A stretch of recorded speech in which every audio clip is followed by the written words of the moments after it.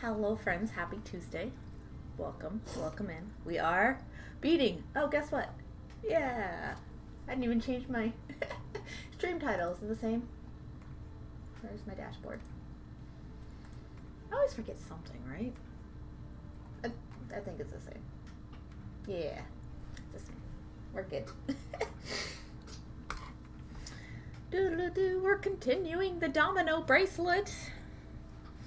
I've got 8 dominoes. They were in correct color order until I realized I made this one white instead of red. But it's okay, because if I need as many dominoes as I think I do, this white one will come into play further down. So I just need to start with the red 5-5. Got my beads here, and go from there. And actually consult my chart as I'm streaming it. That might help. Like, it's not a huge mistake. This one I almost made the wrong, like, dot color, which would have been a mistake. Oh well.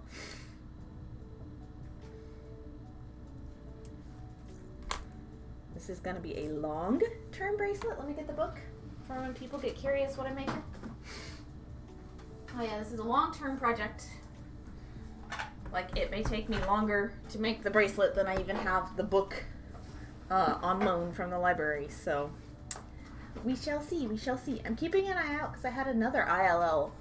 2 out of the 3 came in at the same time, but 1 went through, but it hasn't come in. So keeping an eye out on my library to see if that comes through because I want to learn more Albion Stitch. Other than, like, the one project I've been able to find in one of the magazines. I think I was published in that issue, which is the only reason I had access to an Albion project at all. I don't know. Okay, I need more thread. And my Reginald. And last time, you guys saw me using my wire loom, which is a magnet attached to it, wire loom. And I could get 8 dominoes on here, which is why I made 8 on here. And it's my go-to loom, it's my favorite. But I would love to be able to weave the dominoes onto the bracelet on this loom as I make them, which would be great, which means I'd have to loom them on another device. And I have a couple different options. I'm trying them out. I have my mini clover loom. That's what this guy is. It's already warped. It's warped for 3 dominoes. And let me get my thread secured so I can show you what that looks like on the back. So on the front, hey you, pay attention. Okay. So what that looks like is we have our warps on the front. We have this giant, I guess it's a tapestry needle or like a kid's yarn needle. I don't know. But what it does is it holds the warps up so I can get the beads underneath. And then on the back, it looks a little dumber than it should. I have the warps coming across. Oh my gosh, seriously? I have the warps coming across, and they should anchor around the nearest one, but I have them anchoring around the furthest one because I like to weave in my ends. This loom is designed so that you wane, which means you pull the warps through the work and there's little loops left around the edges of the beads. I don't want that, but I want the small loom. So my solution has always been to, instead of from this side anchoring around this loop, anchoring around the far one. So what happens when you're done is, I'll show you with the one that doesn't have anything on it. You pop off the little pegs, and then your threads come up, and that's how you take it off the loom. And then you just pop this guy back in, keep it in place, don't lose it. But yeah, it's a super tight little dude. It's got enough tension. So I'm gonna see what the difference, if I like the quality of the dominoes that come off of this, if I like the length of the warp threads, which is why I did them all the way to the other side. Like, I could have had them longer this way, but it would only hold two dominoes at a time. So 3 at a time, we'll see. We'll see if it's worthwhile. This guy's a little tricky to loom on, but it's good for like tiny pieces like this, you know, without super extra amounts of thread waste. That's the whole point of it, is to loom little tiny stuff.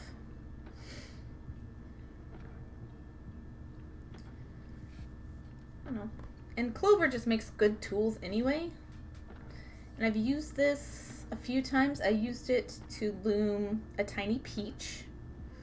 And I used it to loom one of my speech bubbles. I ended up doing most of the speech bubbles in square stitch, because I hadn't yet figured out the best way to warp across instead of close by. So, because like I said, you know, they're very short warp threads.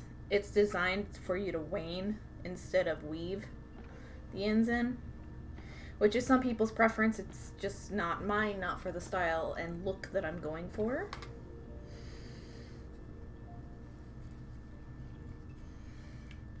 So just tie on my weft as usual with my lark's head knot that just fell out. It happens. Try again.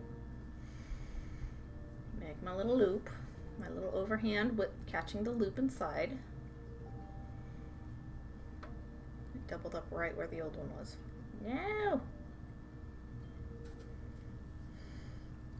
Usually I go under, but there's not much space to go under, so over is fine. It's a lark's head knot either way. Hello, Dusky! Hello, friend. How you doing? Welcome. Look at my tiny, ridiculous loom.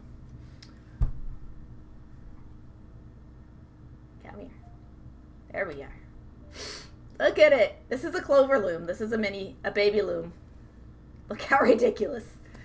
You're supposed to weave across the front peg, but I'll go across the back peg for longer warps. I've got something caught in my throat. Okay, we're good. Phlegm. I did take a Benadryl before stream, so you guys don't have to hear me sniffle as much. But, yeah. So I've got a teeny baby loom because I want to weave the full bracelet as I go on the regular loom, and I don't have many loom options. Unless I, like, empty a tray and use one of the trays. That would be an option. But then I couldn't use a tray for anything else, so I have limited supplies. I'm also making this one again in red. I'll need the white one later on, but for where it is in the pattern, I need red. And I didn't pay attention last time. It's so small. It's baby loom. They're looking cute, aren't they? Aren't they? Look at. You're so tiny little dominoes. Because my plan is to make 56. Even if that's too many, my plan is to make 56. Because if it is too many, and I'm making this bracelet for my wrist, so my wrist tends to be on the small side. Oddly Valentine's appropriate. I haven't even thought about Valentine's Day because I haven't been to the market. So, like, if I'm not setting up, there's no point in, like, making inventory for it, right? So, but yeah, you know, you're kind of right. Valentine's appropriate. Dominoes. Cascade. Yeah. But yeah, if there are extras, I'll do things like make earrings or make necklaces or something. That'd be good. That'd be good. I need all gray for that. I'm weaving from the bottom up on these. I was doing a little bit of either one on the other loom because some started at the top and some started at the bottom.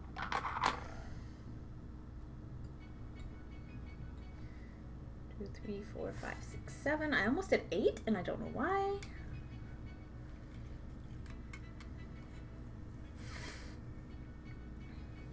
But unlike other looms, you can't get underneath and press the beads up between the warps. So you kind of have to press the warps down over the beads. Like, if that makes sense. Like,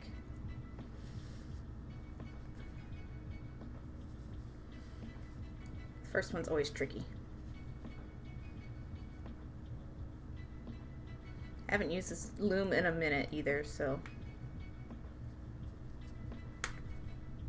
And they make like a little snappy sound because the beads are hitting against the plastic. Like that. I might have to zoom in. Zoom just a little. So you press the warps down over the beads and then you weave back through. Hey. And, you know, catch it against everything like usual in all beadwork.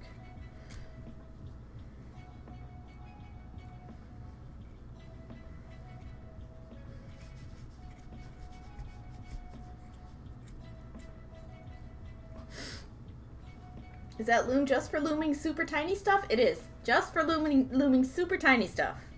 The intention... let me see if I can find a good tutorial of what warp waning is. Because that doesn't make sense to a lot of people.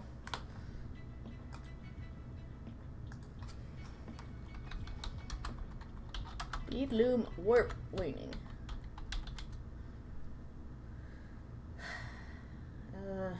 Don't want to use her blog because I don't like her.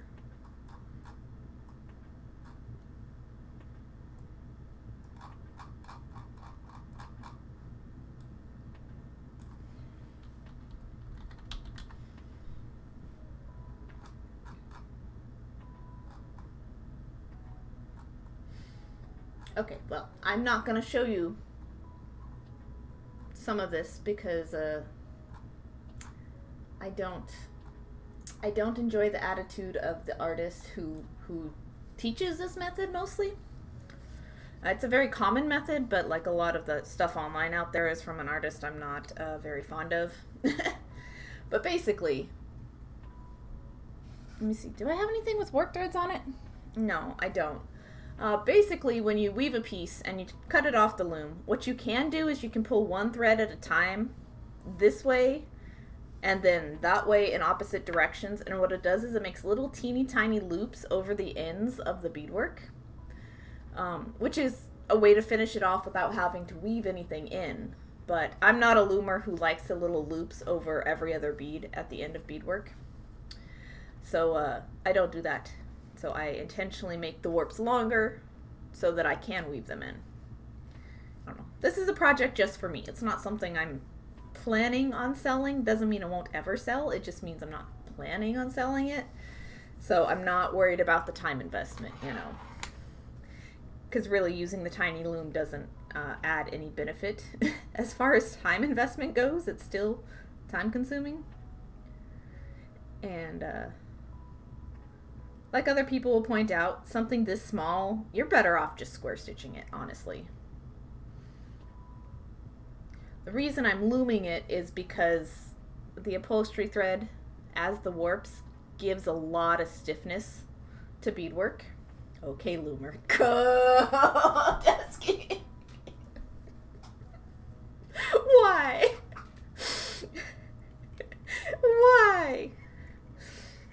And you can't get that same stiffness and you can't get the same texture with square stitch as you can with loom work, so if I'm making this for me as just a fun, dumb idea project, then like, why not? Why not? Here, I'm actually gonna move this needle up.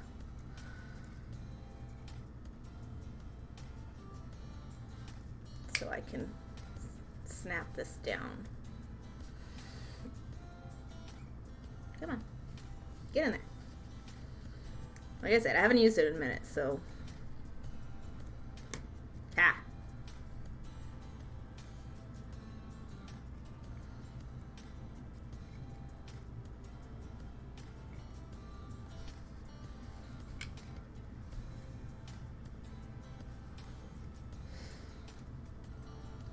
I'm going to move this all the way over here, and I'm going to move that all the way up there. That way the needle, big needle, doesn't get in my way. Hello, Miss Moon! Welcome in! How are you doing today? I am looming on a baby bead loom to make little baby dominoes. Little dominoes. I'm redoing this one in red because I messed up my pattern, but that one will come in handy later. So I have a bunch of dominoes over here. These dudes. There we go. See if I can get enough of everything in screen for people to get an idea of what's happening. See, looks cute. I only have a huge loom. I have 0 huge looms. I have my first loom. This is a vintage wire loom. It is older than I am. My mom owned it for a long, long time before I realized what it was for. When I started beading, I realized what it was for. And I've had it ever since. I owned a big loom at one point and owned very terrible beading software. So my attempts at large tapestry beadwork at that time were fails. And I haven't loomed big since, but I want to do a beaded magic eye at some point. I just need subject matter because I just want it to happen. I just want it to happen. How big is your loom, Miss Moon? I want to know. Are you beading anything now? Are you a beater? Are you one of us? I need a one of us command and I still haven't done it. Not used it in forever. Might want a mini instead. Minis are great. Small is good. This is miniature. This fits in my hand. This is a Clover mini loom. So it's tiny. Little bitty. I have it warped for 3 dominoes since they're all super small. 3 of them will be able to fit on here. I would have liked 4, but there's not enough. Sorry, excuse me. Not enough divots. So 1, 2, 3, 4, 5, 6. It would have needed 2 more, which I could cut with my jeweler saw. There's space actually, so that wouldn't be a bad idea. I've actually done that before. Apparently, I've made a notch here. I need 2 more notches if I wanted 4 on here.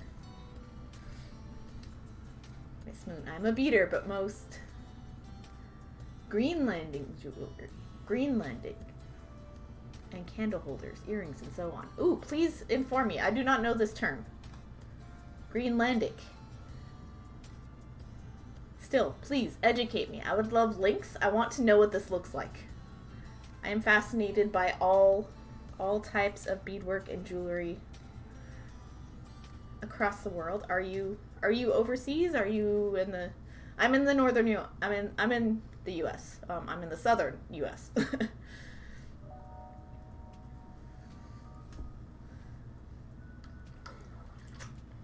I have no clue where many of my viewers live, and I'm always curious to learn. I live in Denmark, but from Greenland. Half Inuit. Oh, neat. Neat. If you're interested in a Discord full of beaters, mine is. If you want to join and share your work, I also take links in chat if you just want to share that way as well. I want to see what this beadwork looks like. But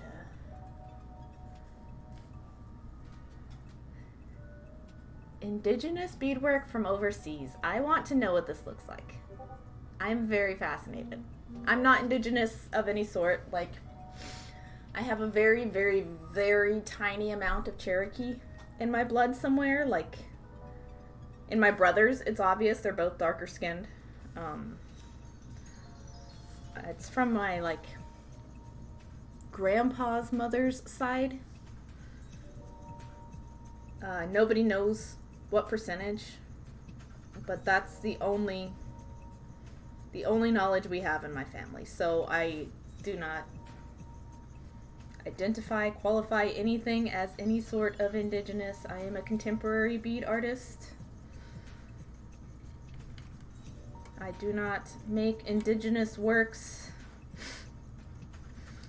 unless specialty commissioned by somebody very close to the belief systems, and they educate me about said belief systems as I work with them. Oops.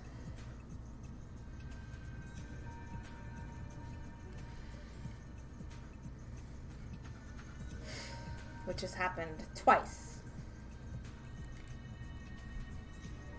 that I've made anything even remotely indigenous in appearance.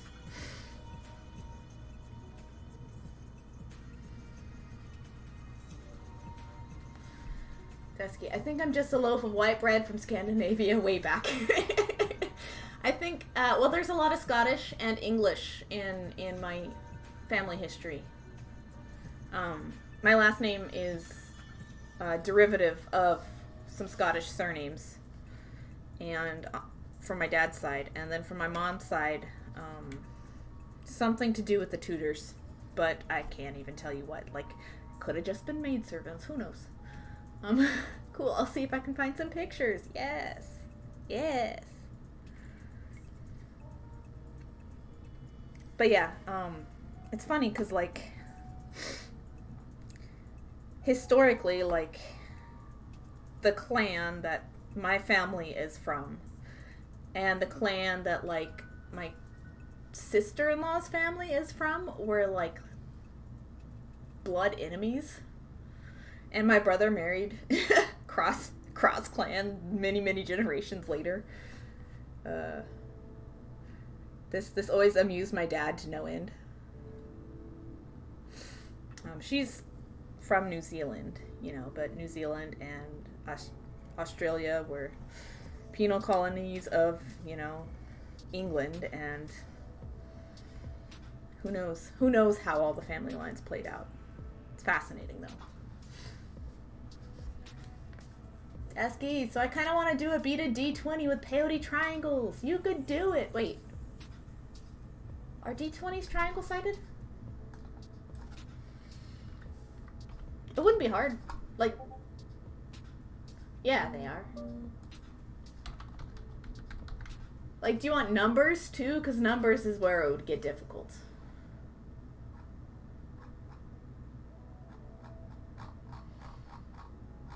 What's the name of the shape?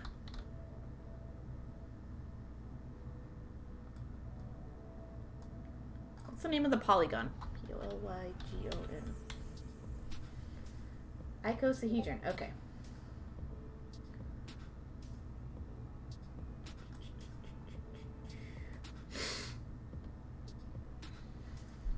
Hi, Tamara. Hi, Kelly. Hello, friend. How you do? Yep, it's all triangles. Icosahedron, I think. Okay. Okay. Icosahedron. Seeing if there's anything out there. There probably is. There's probably plenty. Like, some of these are...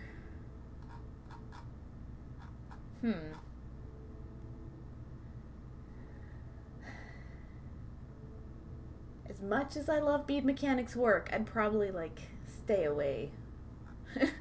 Or you might get spider-gated.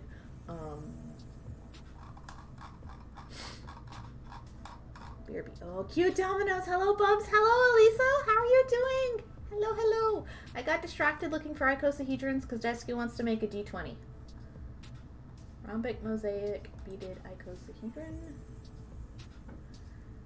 But, like, most of these are spherical instead of, like, the truncated look that you get from a D20. Message me, and we will talk about a good way to find it, huh? You might need to challenge me to figure it out, and then I'll teach you how. I don't know. You know, home slice? I'm okay. Working. Minor sinus headache. No, I'm pretty tired, but I'll be alright. Okay, good. Hope you're in decent health. Hello. Sorry you're feeling poopsies. Just feeling sads, but not super bad, just mostly tireds.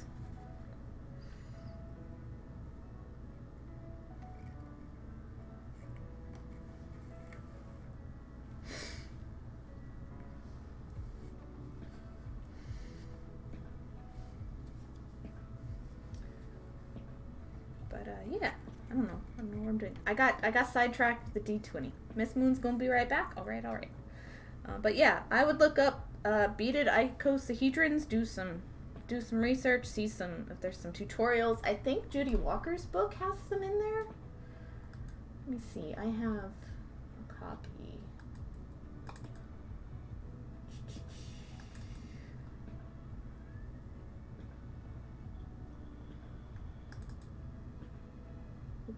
Books.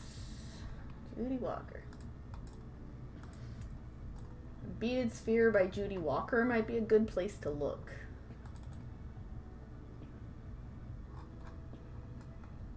Good place to start.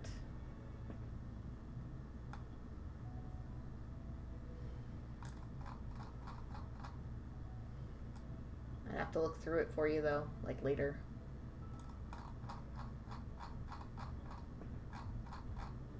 Oh yeah, she's also just a great place to have like flat shapes. Duh. Flat shapes and open hold flat shapes. Oh my gosh, I forgot. Okay. Guys, why am I just being distracted on stream? This is not what stream is. Desky. Oh, it's just gonna beat a bunch of triangles and stitch them together. Lol. Is that not a good strategy? I think it's a fine strategy.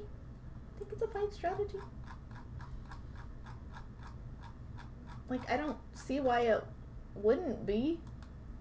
Because, you know,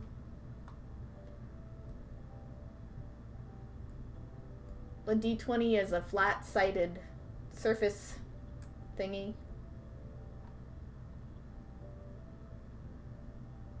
You know, bonus and cool if you find, like, something that has numbers, because I've seen people try to do numbers before, and I swear I saw somebody try to do a beaded D20 at some point, which is why I'm like, brain, remember that thing.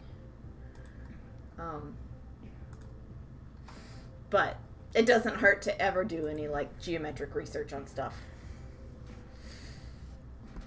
I have no idea how to make a pattern, or else I'd experiment with numbers. You can experiment with colors if you need to, you know.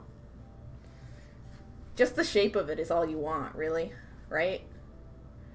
Or like, each color could be a different number. You can make a code for yourself if you want to do any patterns or anything. Stop distracting me. Okay. I exited out of web browser and looking for stuff. I think it'd be a fun project though. Like, if you know how to make triangles, you can do a lot of stuff with that, just without much else, you know, behind it. Is just like, make triangles, connect them together with a row of beads, and there you go.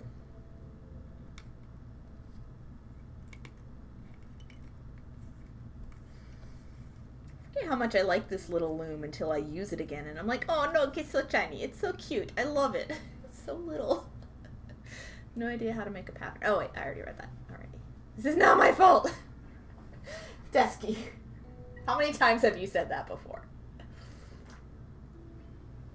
BRB a moment. Okay. I'll bead right here. This is not my fault, says Desky. Me side-eyeing that comment with disbelief. 5, 6,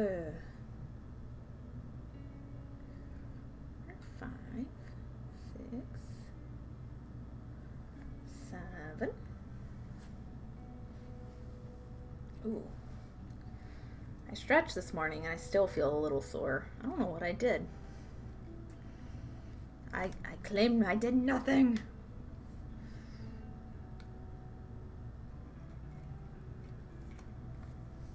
Back. Welcome back, Miss Moon. Does anybody have any fancy projects they're working on today? How did this needle get bent? That tulip got all boogered up. What was I working on? I don't even know. Ooh, we got new one. We got beads. Beading finishes. Is this Miss Moon? Yes. Woo. Will we have an Insta?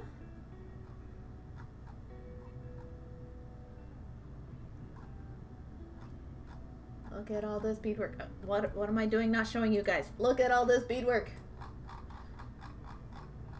Check these Instagrams out. Posts. Ooh.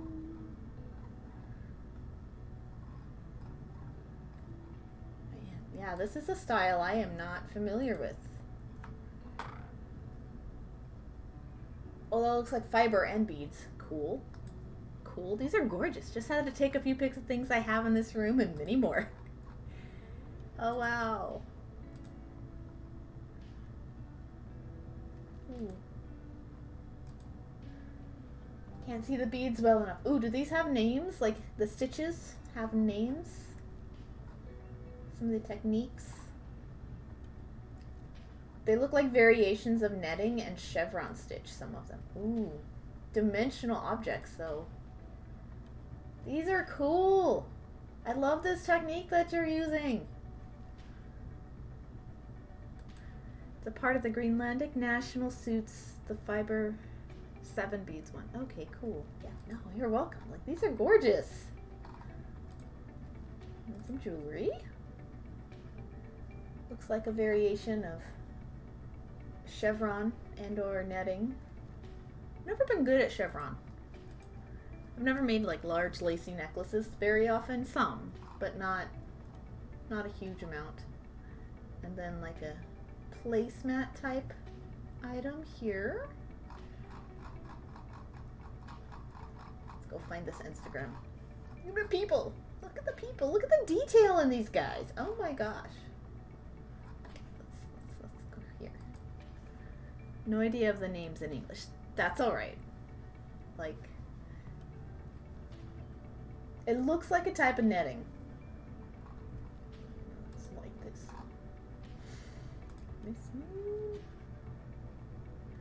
You're gonna follow this. Yes.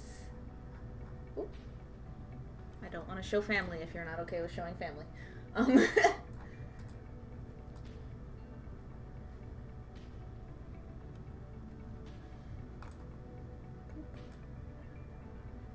These works are beautiful. Look at those giant Lego pieces. This is fun. Haven't beaded in a long time, but I have picks in there. There doesn't immediately seem to be a D20 sphere. I imagine that the Venn diagram of people who bead and people who enjoy D20s is a very tiny sliver. Like, technically I don't even fall into that Venn diagram. Like, I'm somebody who bead, but I know about D20s. I don't play any games that need them. I've never been a D&D person. I am the Venn diagram. You are the Venn diagram. You are the chosen one. I will hand off the project to you. Desky's the Venn diagram, everybody.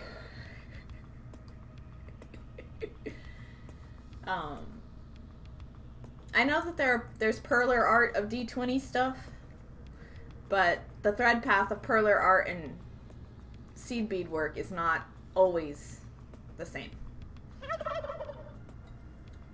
Enjoy the lurk, wait home slice!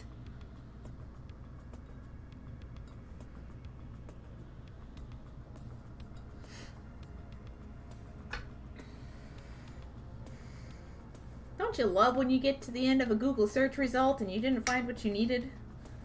You're the chosen one. I just love the way like Simone Gertz says that when she like was making the dog bed for her dog. Or the dog bed chair or whatever that project was.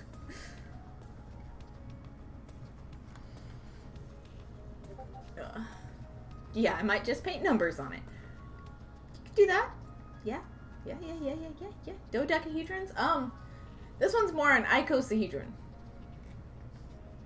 Well, dodecahedron also works. Wait, no. Yeah, that's still 20-sided. Yeah, let's look beaded dodecahedrons then. Because that seems more accurate. Because that would have the flat sides instead of the rounded sides.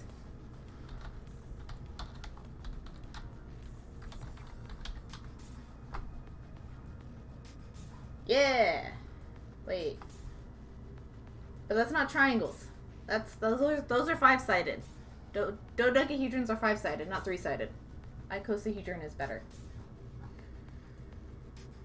Like, I'm not going to pretend to be like expert at knowing the differences between all the polygons.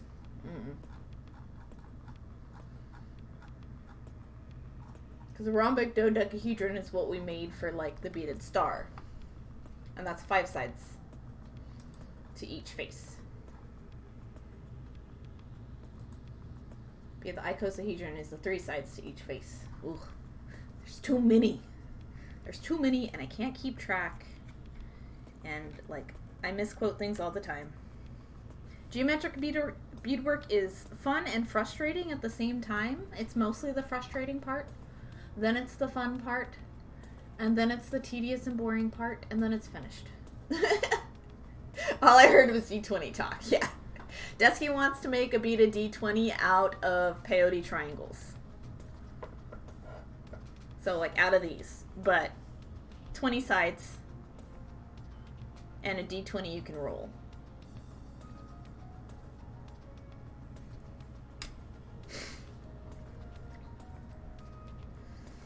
I don't think there's numbers, but out there already. Would that mean I'm the chosen one as far as pattern making goes? Oh no.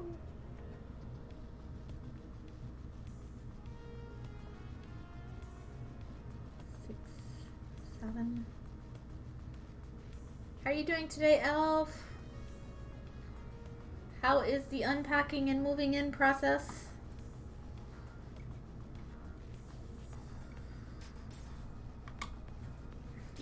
I love that sound. I don't know if anybody else can hear that, but like just the snapping into place that the beads do on this little loom is super cool. It's gonna be big. They don't have to be big. You can make very tiny triangles and it would still be a nice small bead size. You can also make, well, if you made it with this, yeah, it would be huge. This is a 12-row triangle, but if you made it with like 6 rows or smaller, you know, it'd be a nice, you know, small sized bead.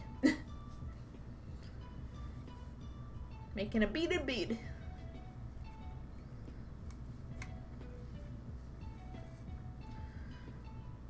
Would go a lot smoother if it would stop dumping snow on me. Oh no. Because you're stopping to have to like shovel, right? And you're still working, right? Or, yeah, I think you are. You know, just one day at a time. Like, I hope you don't have too much deadline causing external stress. But if you don't have deadline, then just one day at a time. If you do have deadline, still one day at a time. And do the best that you can.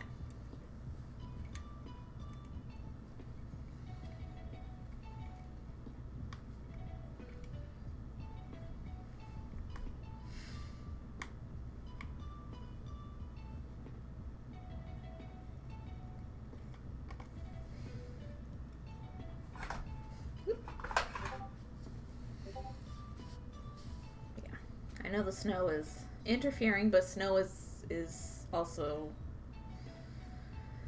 much needed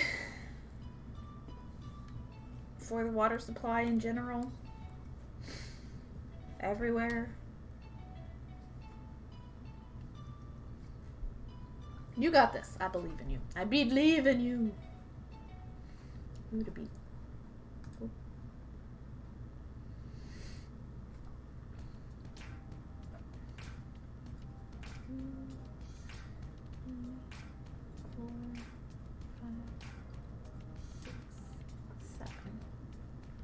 Deadline's quickly approaching because we still have a lot at the apartment and need to clean it before returning keys. Oh no!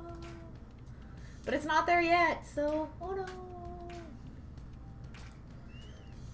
I see that, Dusky.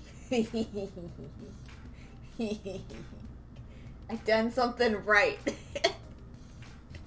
Can do it, Elf. Yeah, you can.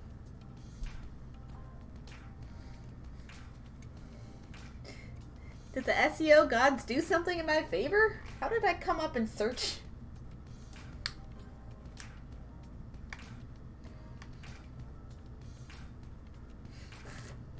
I swear it seems like no matter how much time you have, it still takes forever to move.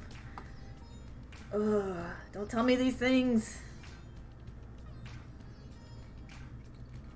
If I ever get the chance, it'll take forever too. No. How dare. I don't know VP, but I was like, wait a second. And it's a good thing that all of my PDF covers are very nice looking, very uniform looking. You can spot it from a mile away. True. Yeah, the moving. It's been a long time. Last time I moved was from an apartment down the road to this house. So it took some time because we helped with some of the updating. We helped paint parts of the house, and they put some new flooring in and new appliances and stuff. But we weren't on like a deadline or anything. Elf, we're anticipating between 4 and 12 inches of snow. Oh, jeez. Yikes. We are here anticipating between, what was it, 3 and 6 inches or 6 and 9 inches? I don't remember.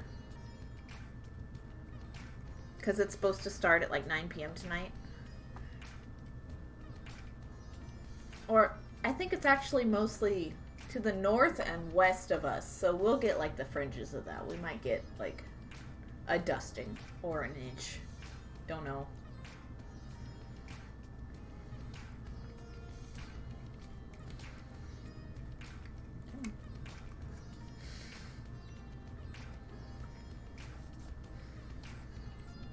I like this baby loom.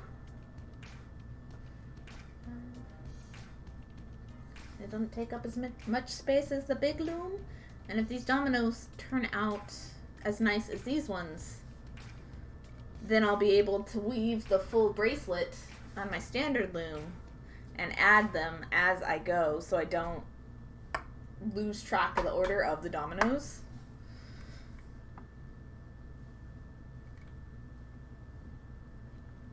Elf, mine is supposed to start at 5 p.m. So right as people get off. Oh. Rush hour snowstorm is the worst time for a snowstorm. Sorry for the shake. Like, I think I need a new camera arm because this one worked fine when the Logitech was on it. But now that I have a full-fledged camera, even a lightweight one, the arm is a little shaky. I just don't think it holds up as well anymore. I'll need a better quality one at some point.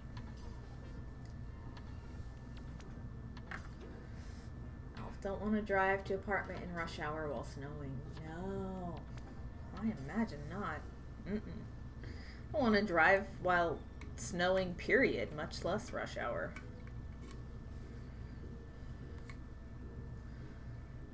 I love this baby loom. It's so cute.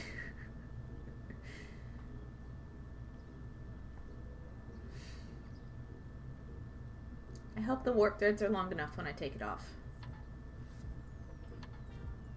Because, like, they were just okay enough when I had 8 pieces on the other loom. But they were shorter on one side than the other. So I'm hoping that, like, if I make this equidistant, I'll scooch the beadwork up when I'm done. With all 3. If I make them equidistant... I don't think that's a word I've said out loud in a minute. Then I think the warps will be a decent length to work with, and if the final dominoes end up fine, then I'll use this for the rest of the project. But I have other options if this doesn't work out quite the way I want. So, Desky, do your looms have names? Because that loom seems like Winifred. You can name it Winifred if you want. Nothing I own has names. Like, guys, I never named my teddy bear. The most creative I ever got was Teddy, and that's all he's ever been called. I've had him since I was 4. I think he's been on stream like once, because I was feeling anxious and wanted something to hug. Or sad, or I don't remember what was happening that day, but Teddy was on stream. We do have Pythagoras. He got a name. This is cousin Pythagoras. He's a triangle. We found him. This is an Ami that we found at Goodwill. We left him there the first time, and we got him the second time, and then Ixo made the face, and sewed on the face, and sewed on the antenna. So this is cousin Pythagoras. We modified him. We did not make him. Very few things get names, though.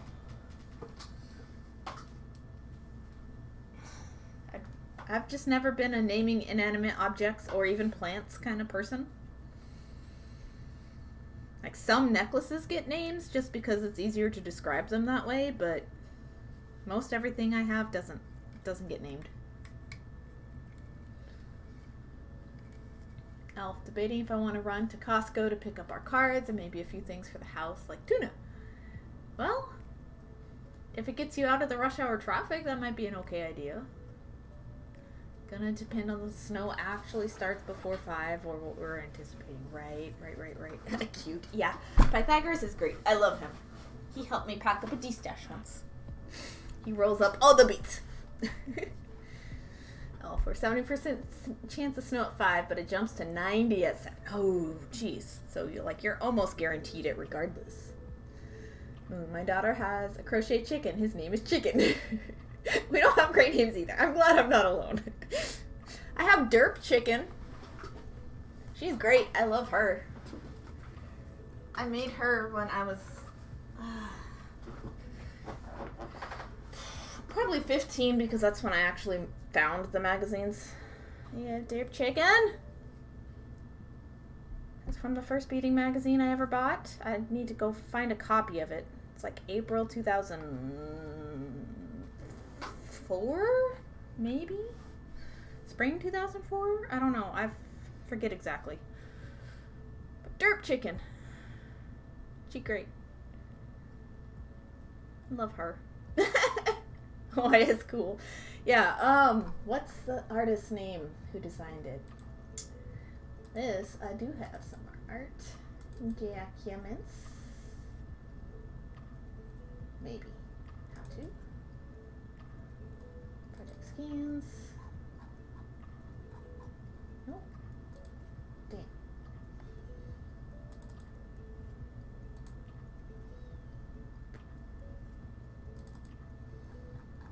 Maybe not. Maybe I'm a fail. I swear I took a photo of the article. I was in a bead store in Dallas. There it is. I couldn't buy the issue. So I took a picture of the project. Little Cluckers by Cindy Klein. CYNDYKLEIN. I didn't take a photo of the front cover, but it's the one with the butterflies on the sticks. This is Beadwork magazine. This particular issue wasn't for sale. She was selling some back issues, but this one was not for sale. And so I took a picture of that just to remind myself that it was indeed one of the first magazine projects that I've ever made. I love her. Cindy Klein? CYNDY. Yeah. Let's Google her. I'm gonna do that. Joop. CYNDYKL. Which is not a name I've seen a lot of. Because some artists were rarely published and some were very published.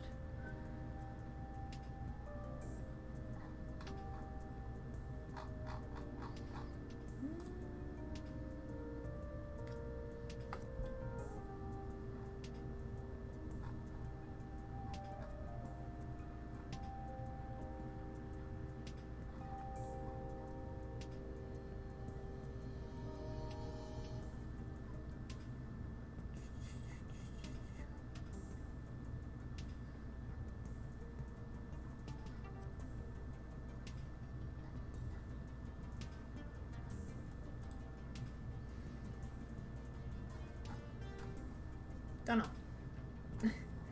Like, she comes up some.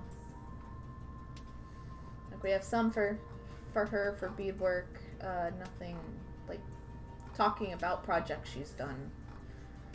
But no, like, specific web presence of her own, if that makes sense.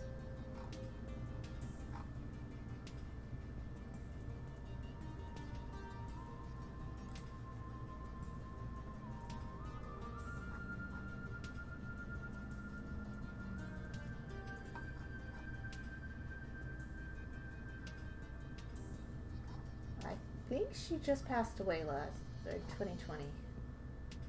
There's an obituary here that mentions wire wrapping. I don't know, man. If so, that's sad.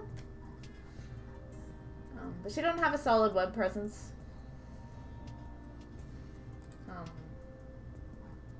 But mentions in several other places, like workshops and projects she's done and publications she was in.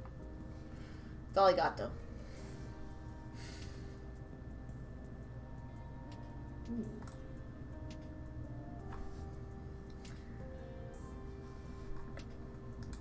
not distracting myself anymore. We're good. 3,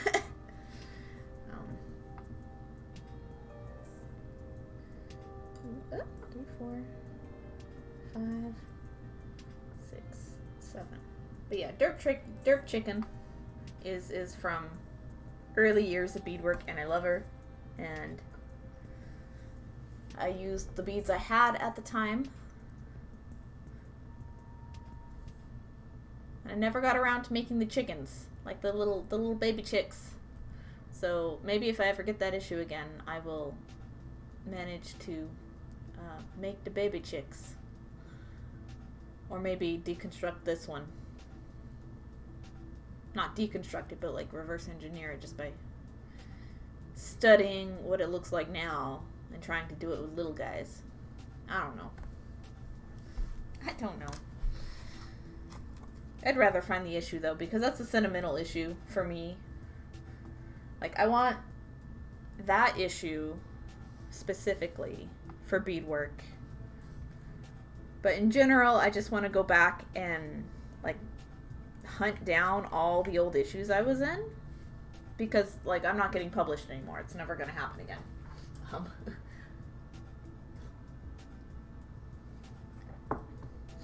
Not unless Beading Jewelry survives its current editor and is taken over by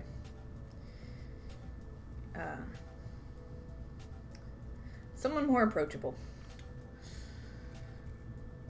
Because otherwise, there are no magazines left in the world. Moon hearts.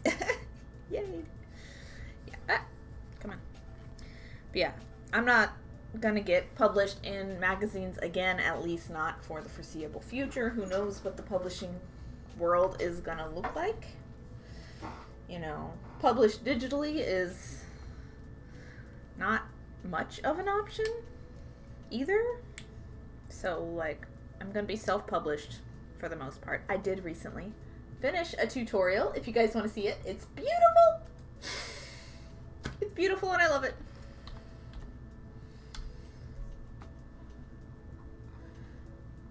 On my website.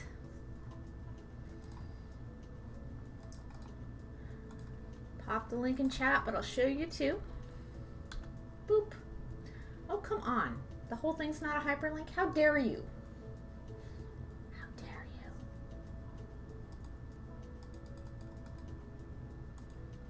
Ugh.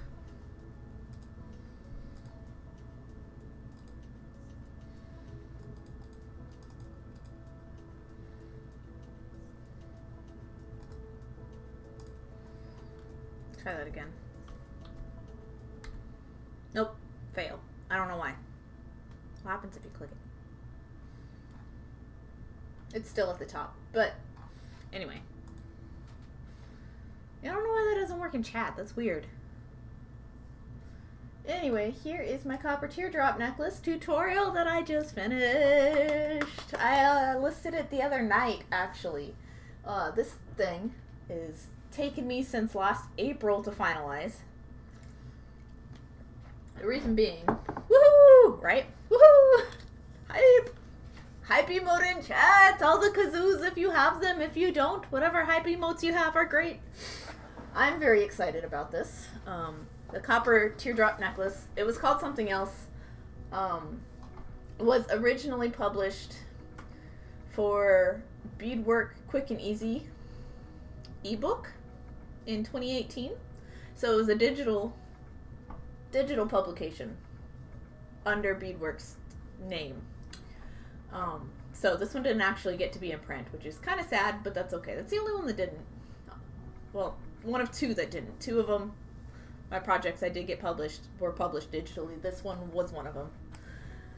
Yes! Hype! I want the honking goose so much. Just saying. Elisa. I've wanted that one forever. Anyway.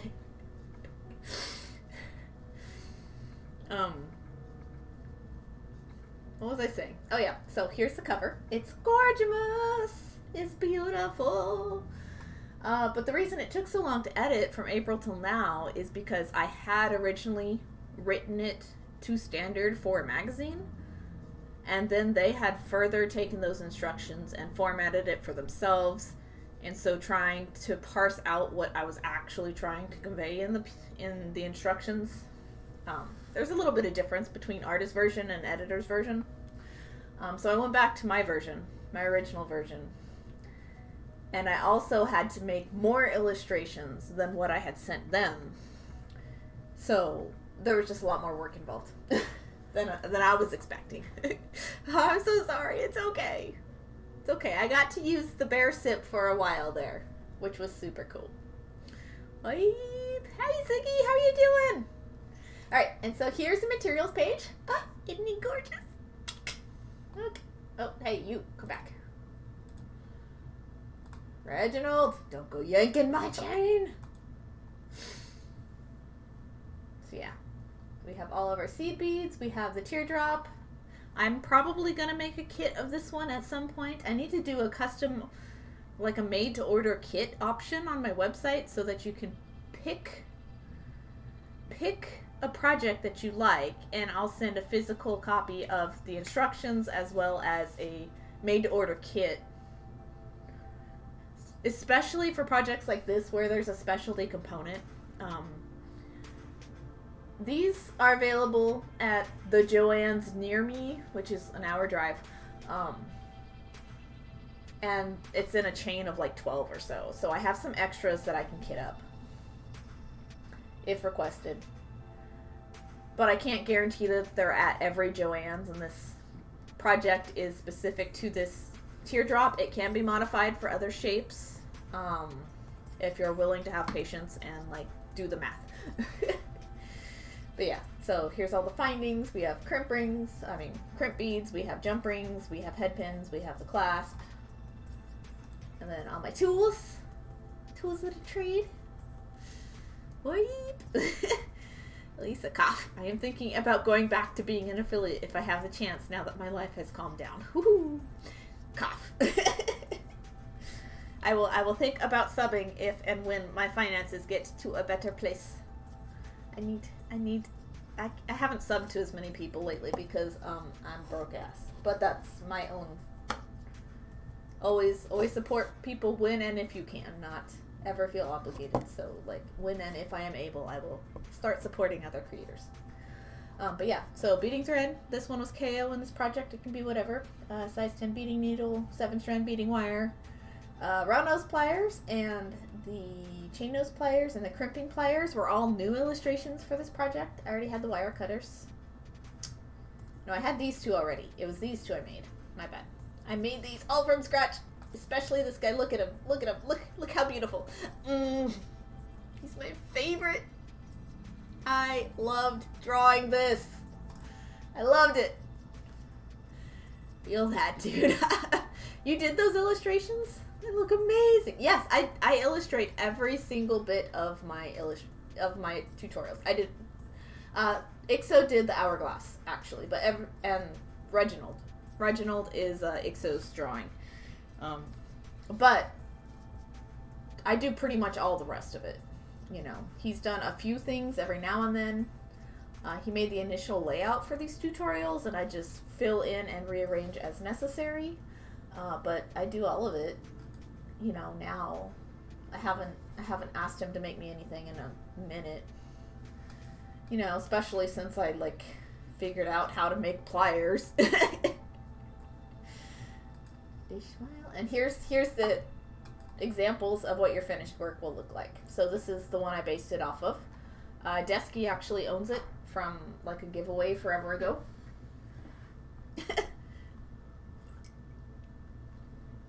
I just recently made 2 more pieces for test stitches. I own that necklace, you do.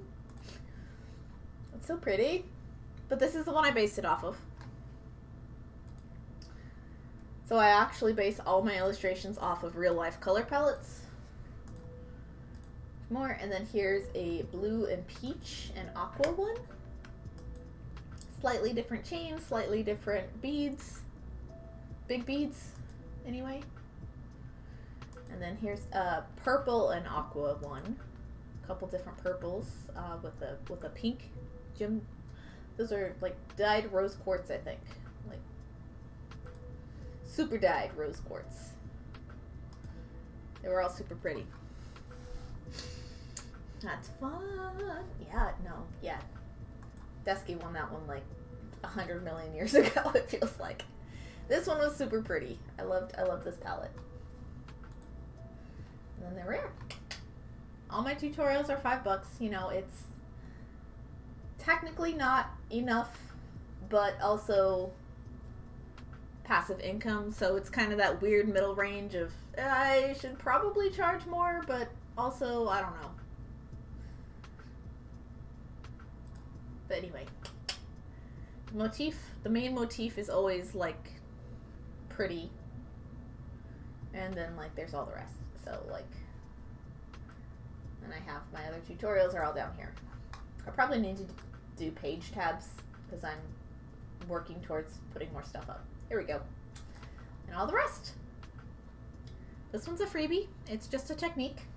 Then I have a button necklace, and then a button bracelet, and then a fancy loomed bracelet, some simple earrings, simple bracelet,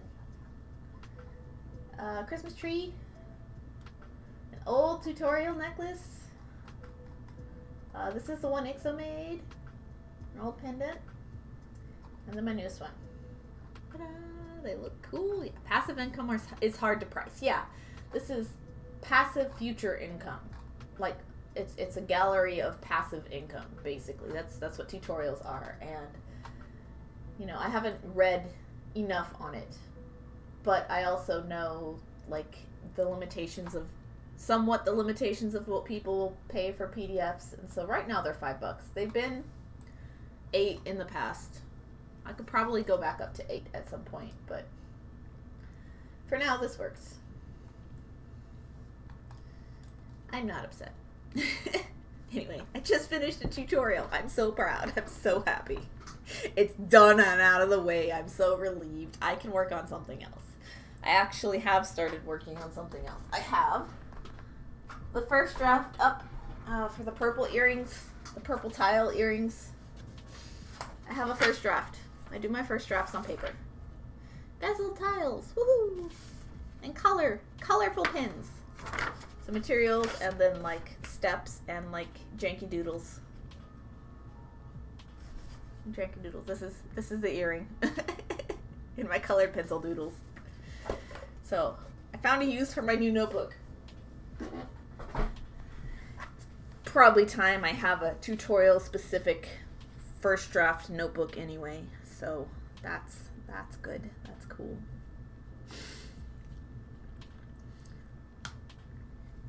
Yeah. Desky. That sounds about like knitting patterns are sometimes they're $3, sometimes they're $7 or more. Right, yeah. Nice, says Miss Moon. And like I don't know, like should you price your digital work based off of the difficulty level of the project? Like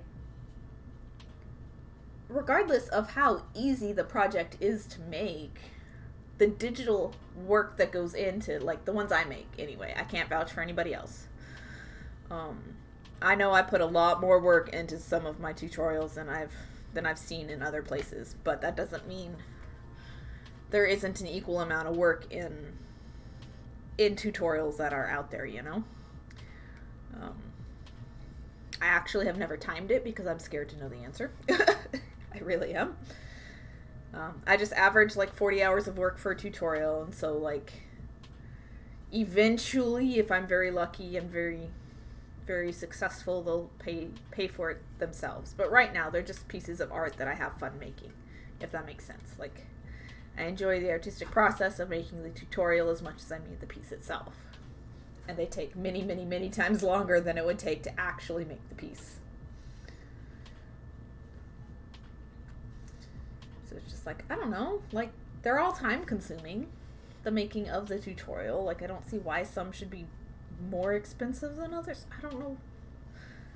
I'm just not familiar enough, and I haven't done it enough and learned enough to really have solid opinions on it. That's where I'm at the moment. But yeah, tutorials are all over the place, and I've never seen like anybody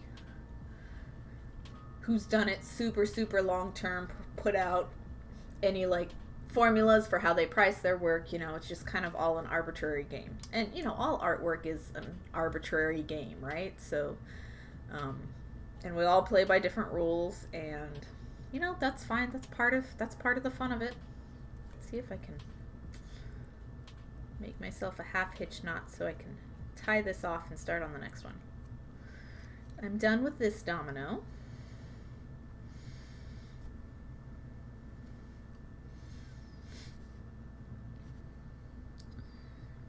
In the correct color. Yay! I should probably go on a stretch break. I didn't go on a stretch break last stream at all, and I streamed for like 4.5 hours. I don't know how that happened. But it did.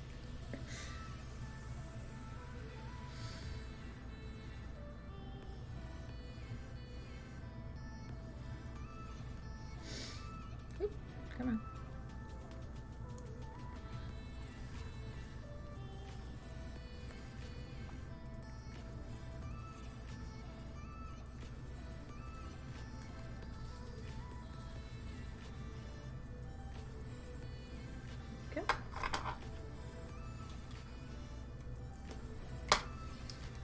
Ta-da! And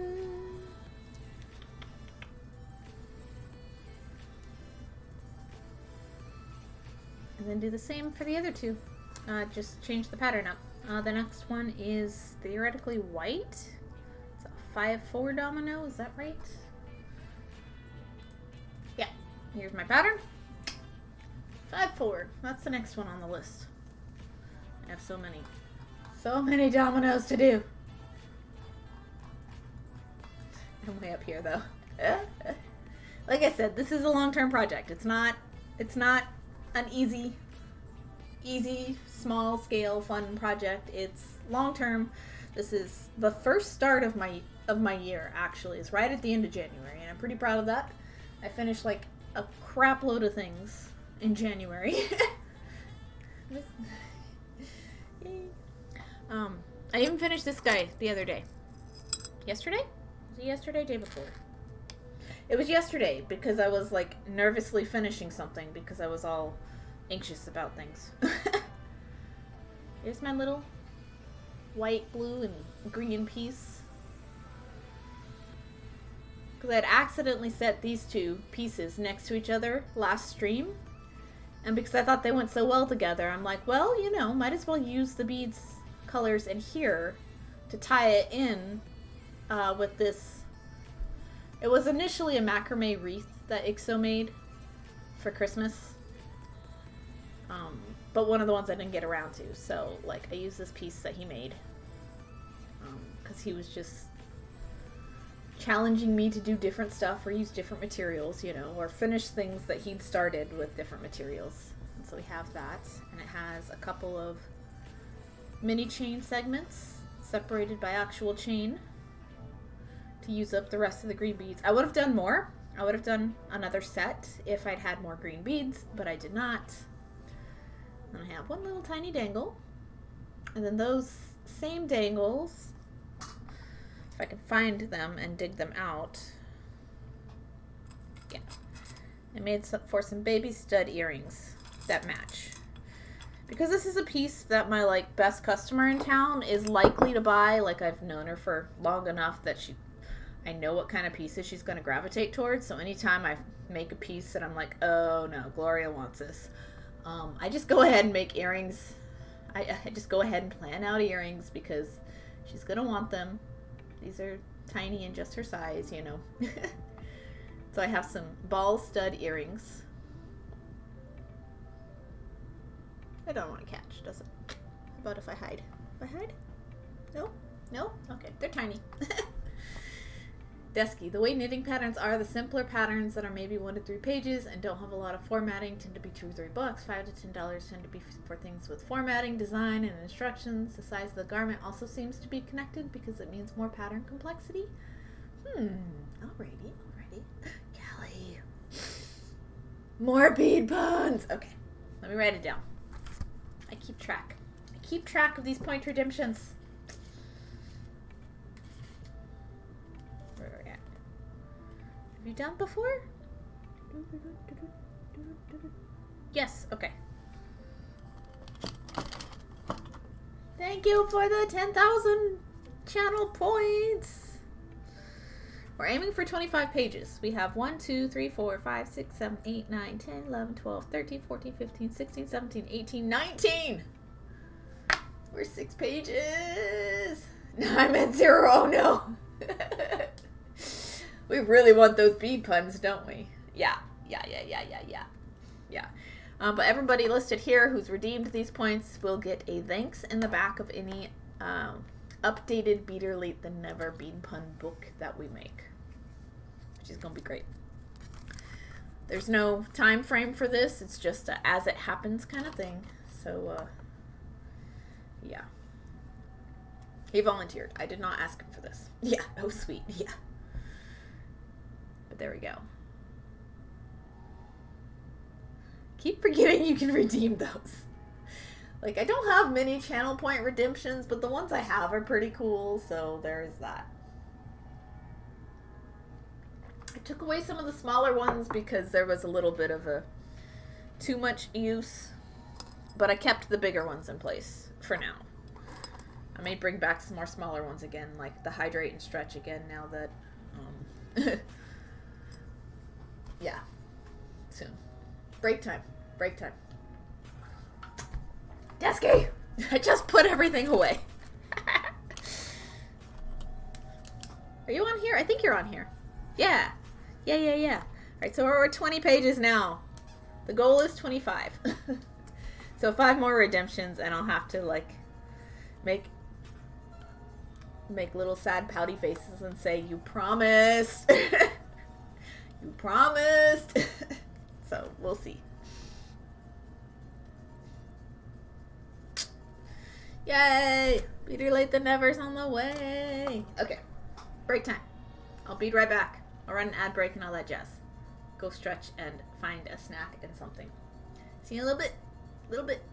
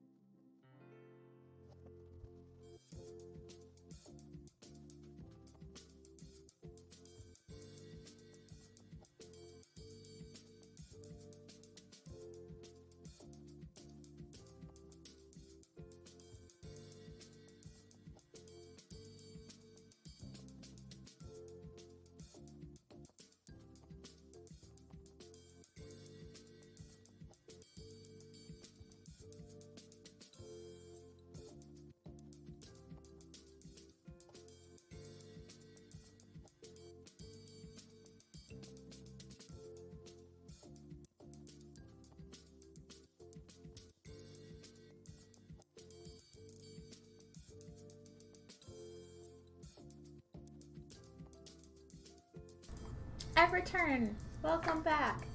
Hello, Prince. How are you today? Guys, I have fig bars. I've always liked Fig Newtons. I don't know if anybody else does, but like I've always liked them. So they are my snack. Little snack. Little snack. Oh, let me bring the domino back. How are you doing today, Prince? What's up, friend?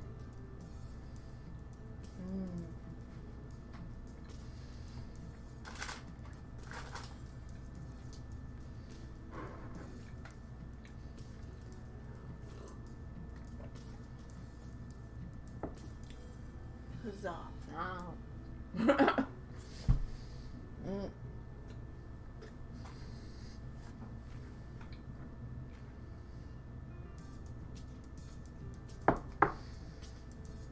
We know I'm slicing.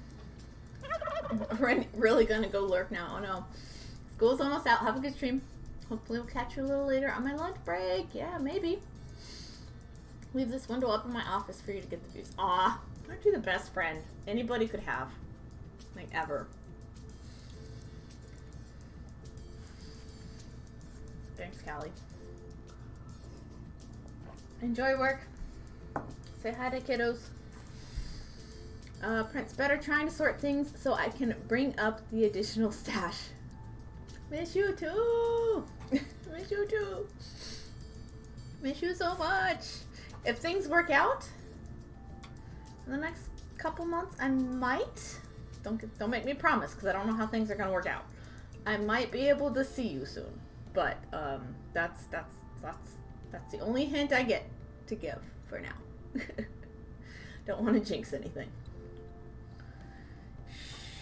Haven't told you that yet. Nothing happened. You're lurking. Prince, ooh, sorting things to bring up additional stash from like other house or different part of current house. Because I know that you have like a couple different like properties worth of with amounts of stash. Desky Kazoo, yes. The stash I bought last week. Oh geez. Oh no. Remind me what all was in that. I'm trying to remember. I've slept since then. Forgive the sleeping.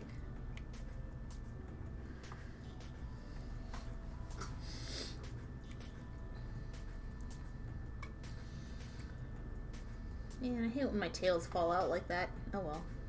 It happens. Just a hat now. 5-4 white black, correct? Yes. Okay. 2, 3, 4, 5, 6, and 7. A lot of things, including a serger and sewing machine. Yeah, I remember that part. Oh yeah, this was like a huge amount of stuff, and it was like not a huge amount of dollars, like the estate sale or something, right? Where the lady's mother sewed, but the lady doesn't or something. If I remember right.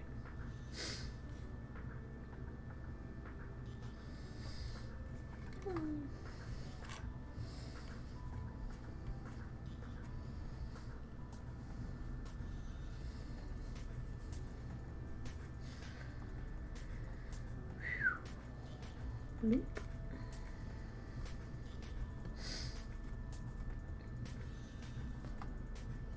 White. 4, 5,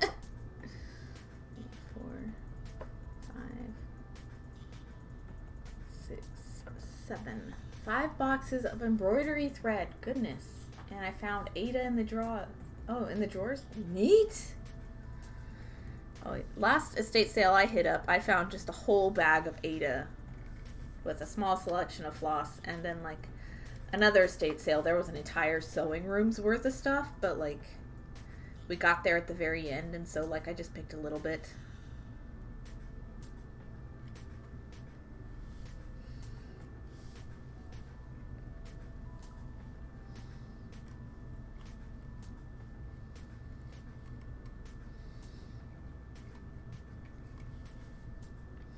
So I just picked out like the purples from that other estate sale. which had a lot of pinks in there, of course, because you need pink as well.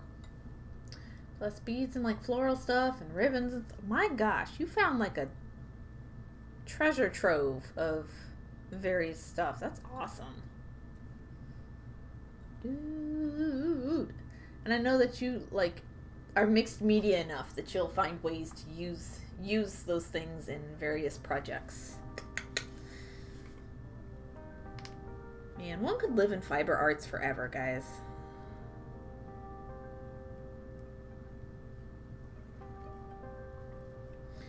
In the events that like beadwork of any sort is taught in formal settings, it's always under like a fiber art umbrella. Like I think Savannah, like SCAD, College of Art and Design, has some like aspect of beadwork in their fiber arts department. And you know, like fashion industries where tambour embroidery or Loonville embroidery is used, which is the application of beads to fabric in a specific manner. That's also under fiber and fabric instruction.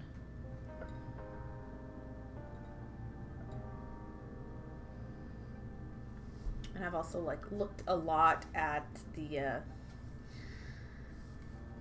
Royal School of Needlework in the UK. They have beads incorporated into a lot of their work, but like they have intensive courses on various types of embroidery, and it's fabulous to look at. Still not something I do, I don't think, but fabulous to look at. Prince, the one drawer tower was full of thread and other serger thread. Goodness. Elf, or you could be like me and decide one art isn't enough, and then you start woodworking and acrylic and lasers and OMG, what have I done to myself? Ton of 80s ugly sweater. Wait, sweats are iron on. Oh, okay, yeah, no. Cool. Elf, I'm sorry. Like, I know that the reason that I've stuck with beadwork for as long as I have is because the possibilities are infinite. Like, there are so many stitches, so many techniques, so many modifications, and new stuff that you can do with beadwork, or new to you stuff, let's say, that you could spend decades and still not run out of possibilities. Oh, wait. Two decades this summer for me. I think that's super cool, though. Like, and I still haven't run out of things I like making. Like, I have favorites, of course, but like I still have things that I go back to. Oops, I need 2 more beads. And new things to discover all the time. Like, for a long time, I intentionally didn't work with much wire work, you know, and recently I've been like interested in learning more about it, you know. Same with like macrame and all sorts of stuff. But mostly I'm bead focused. Miss Moon, you just apply them one at a time on bags you give gift away. Lol, I do wood beads too, right? You do. And you do paper beads? I've seen you do paper beads. I've never done any paper beads myself. I tried lamp working once. That was cool. And I should have given it more of a shot. I had a kit at one point and I did not keep it. Or it's still like somewhere in my mom's stuff. I don't even know. 4, 5, 6, 7.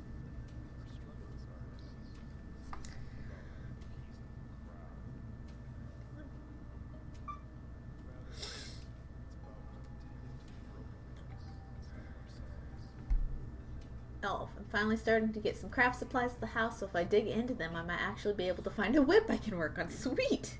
Hopefully soon. It'll be a nice, alone you time to just settle into the new place. It'll be great. Prince, if you can make a bead out of it or weave it, probably do it. If you can put a hole in it, it's a bead. That's just the rule of thumb. If you can stab a hole in something, it's a bead. Just the end. That includes people. um, Elisa, wait, I'm sorry. Paper beads? That sounds up my alley with eco-friendly awesomeness. Yeah, there's a way to make beads out of paper. You do like teeny tiny long strips of paper and you roll them together with various glue. You recycle different colorful papers. Here, let me see if I can find a resource for you.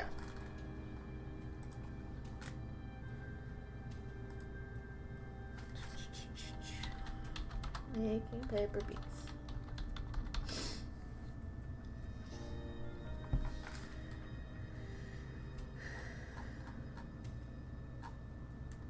I will give you the spruce. The spruce is great. It's one of my favorite places for tutorials for beadwork and like for any craft. This is one of my go-to places.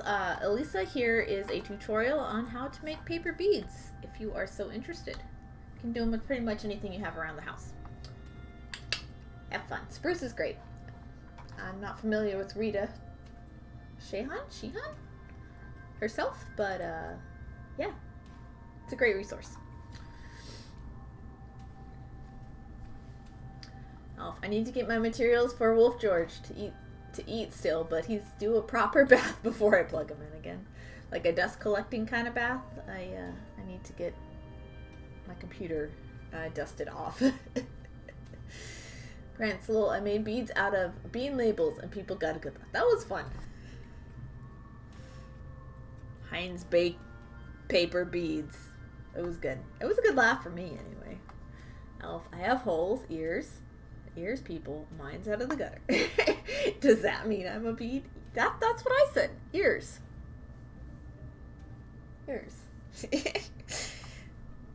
Elf, you might be the only one with your mind in the gutter right now.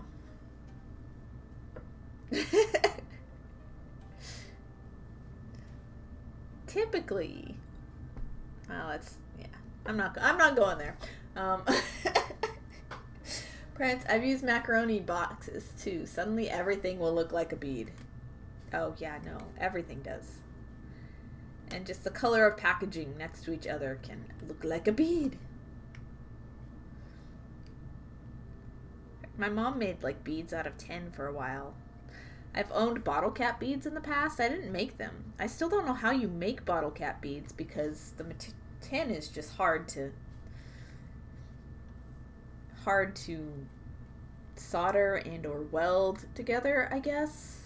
It would take some specialty tools. But I've owned bottle cap beads before. Those were fun to make into stuff.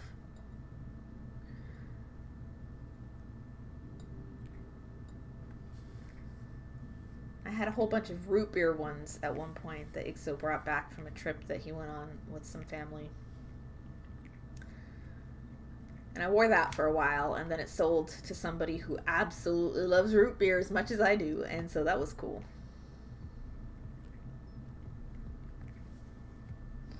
I hadn't thought about that necklace in a long time. I think I only have like one photo of it, and it was like me wearing the thing. There are points in my life where I've been really bad at documenting my work.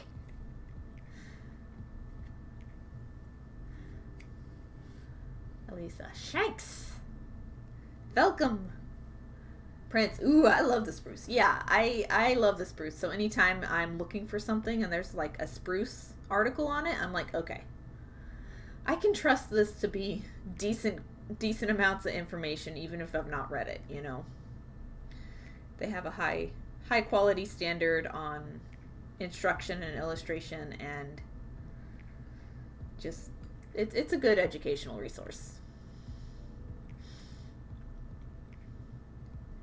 Especially when it comes to beadwork, because beadwork can be intimidating and hard to learn, and I find that they break down the basics very, very well. So I'm never afraid to like send somebody a link that I've not read from that site, you know.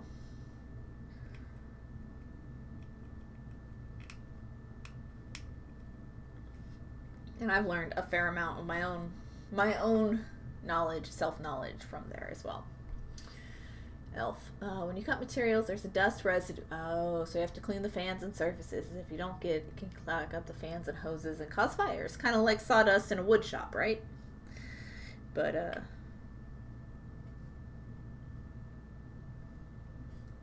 for a printer. Oh, I hate dusting time. Dust and fans are not good for us. No. I think we recently dusted out the inside of my PC. I don't know why it was collecting so much. The front of it collects a lot. So I should probably look inside again at some point soon.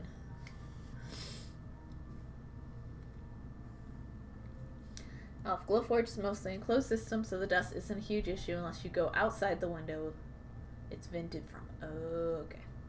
That's exactly it, but much smaller particles because it's little bitty. It's doing some fine, detailed work there. 2, 3, 4, 5, 6, 7. I like this little loom. I think it's great because you get one of each color domino. And like, potentially, I could even take these off and start weaving in the ends this stream. We'll see, we'll see. Don't know how distracted I'll get, but we'll find out. This is 5/4, so yeah.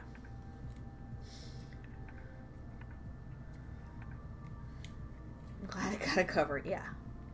Nobody wants to be breathing in microparticles of various materials, you know. The fact it is an enclosed system is actually really great.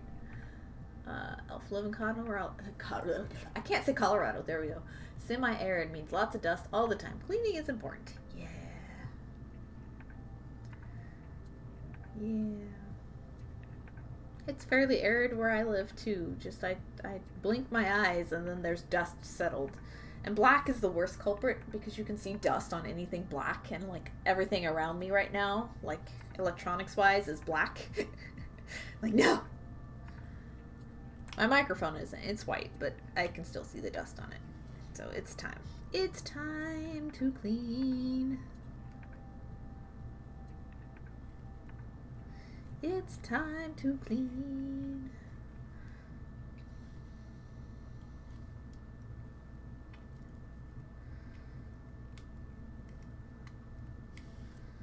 Trying to think what all plans I have for this week. I don't know. I was gonna spend a good chunk of tomorrow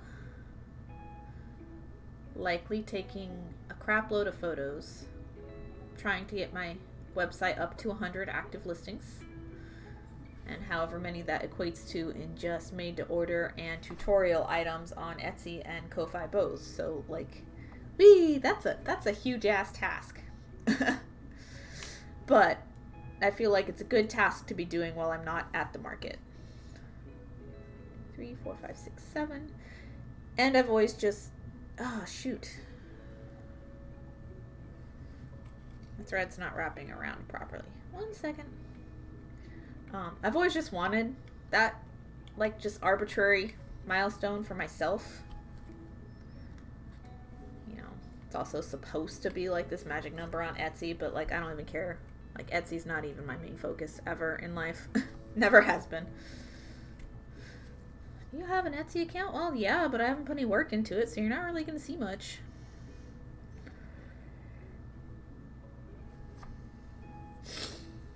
Sorry, this warp thread is underneath, this weft is underneath the warp instead of on top. It should be on top. So I need to get these beads off and put it in the right place and then put the beads back on.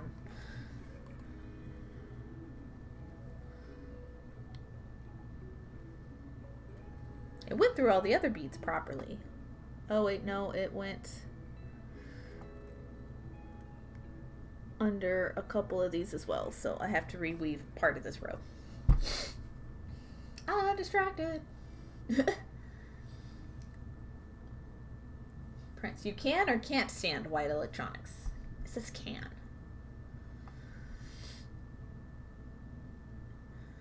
Desky, don't sing that. My craft desk might hear you. What did I sing? I'm sorry. Or don't say.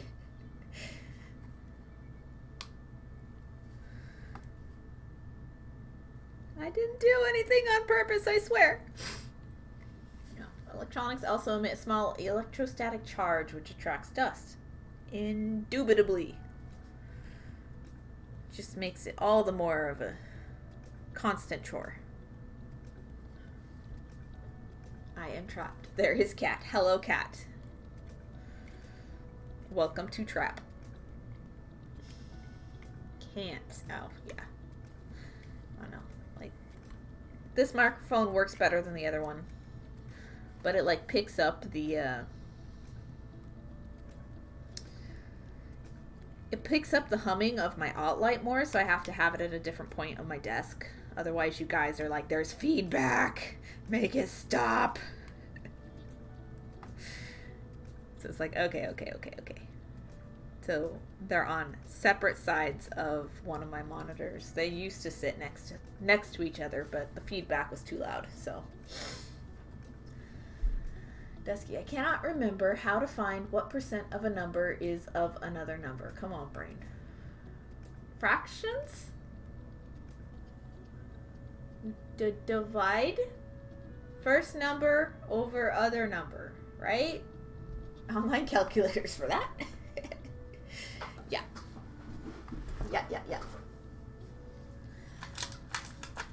I'm gonna take a second to sit up straight, eat a new Fig Newton.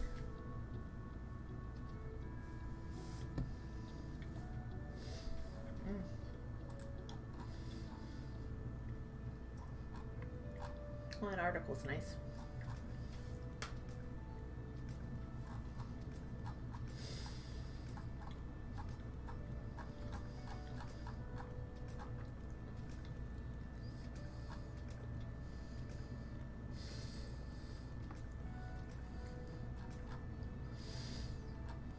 There you go. Alf's got it. A over B times 100 equals percent. But I had it right. Don't put those letters in there, Alf. Don't you do it.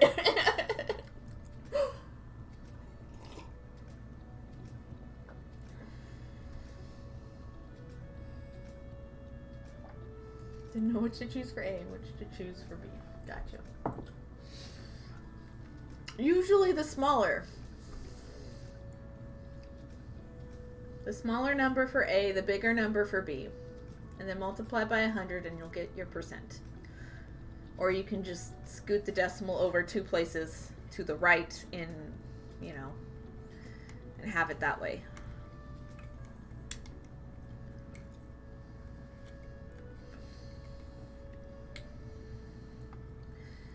It's okay, we all have moments where we're like, wait, how do I do this again? Everything is a muscle. We must practice using all the muscles, even the ones in our brains. It's harder harder to do than to say, though. Yeah, I usually do the times 100 mentally. Yeah, I just move the decimal point over mentally. Well, yeah. Fewer buttons to press that way.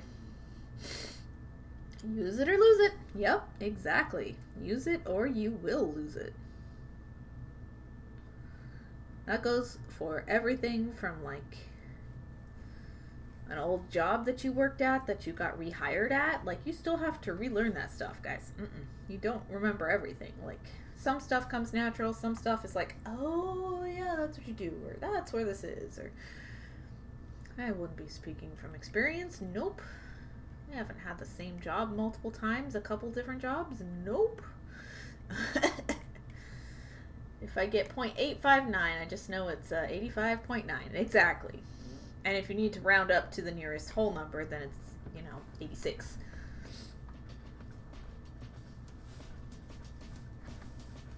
That's what I do too, Elf.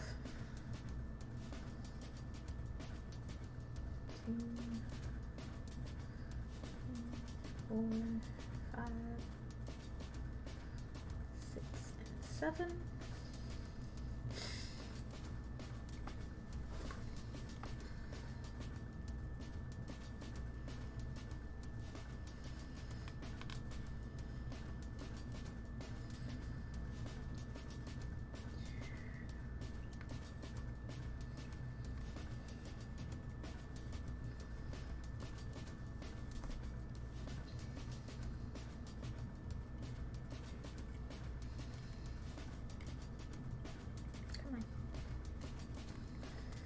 getting the needle through is underneath is difficult sometimes.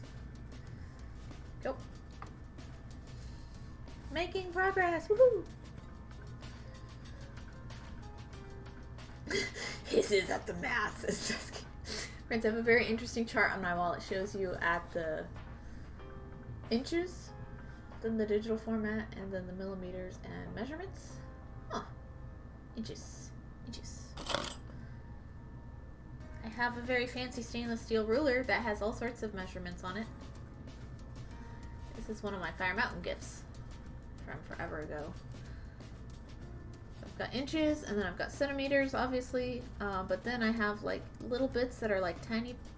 Well, there's millimeters on this side, and then there's like half millimeters. Yeah, there's a lot of markings on this guy. Lots of markings. So, you know, we have 1/8 of an inch, but then we have 1/16 of an inch and 32nd of an inch.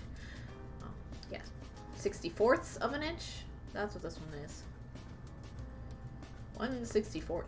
Like, does anybody need to know what 1/64th is? It's this bitty. It's that micro. And then I've got conversions on the back. For inches to millimeters, and then tap drills and U and F. These ones I don't use ever. The best thing Fire Mountain's ever sent me is I have a couple different rulers, you know. You know, this one's a little more standard. It's just got inches and centimeters and millimeters. But they're both handy for different reasons. And it's like, I love my 6-inch rulers. They're great. Fire Mountain didn't even send me anything with my last purchase. I was so disappointed that I didn't get a tiny piece of junk. I don't know why, but I was so disappointed that I didn't get a tiny piece of junk. Because sometimes it's like literally something super useless. Other times it's super useful, like the rulers. There was one year where every order I made from them, they just like offloaded some like really low quality gemstone chips. Which if I used gemstone chips, I would have used them anyway. But I ended up destashing them to, you know, people here when I did my next destash.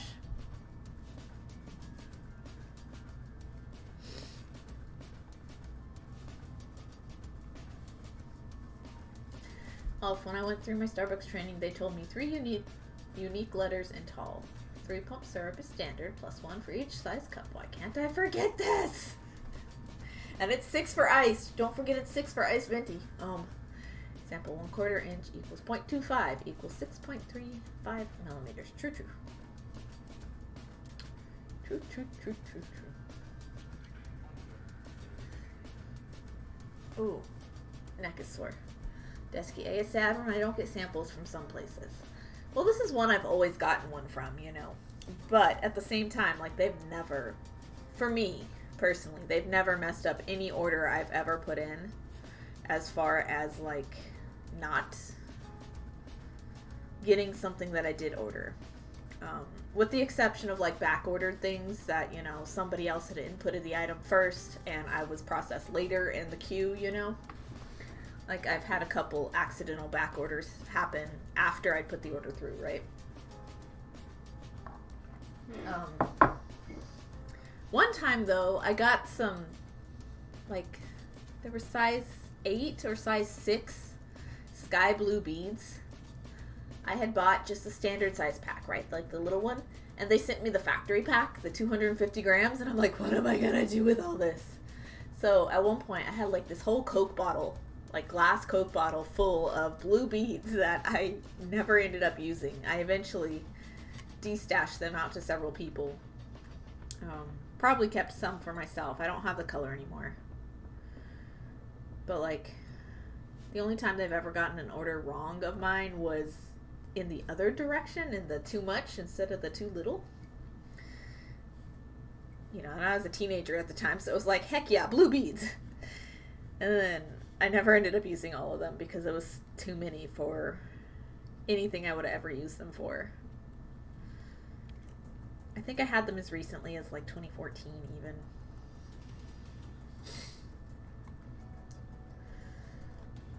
Oop, catch up.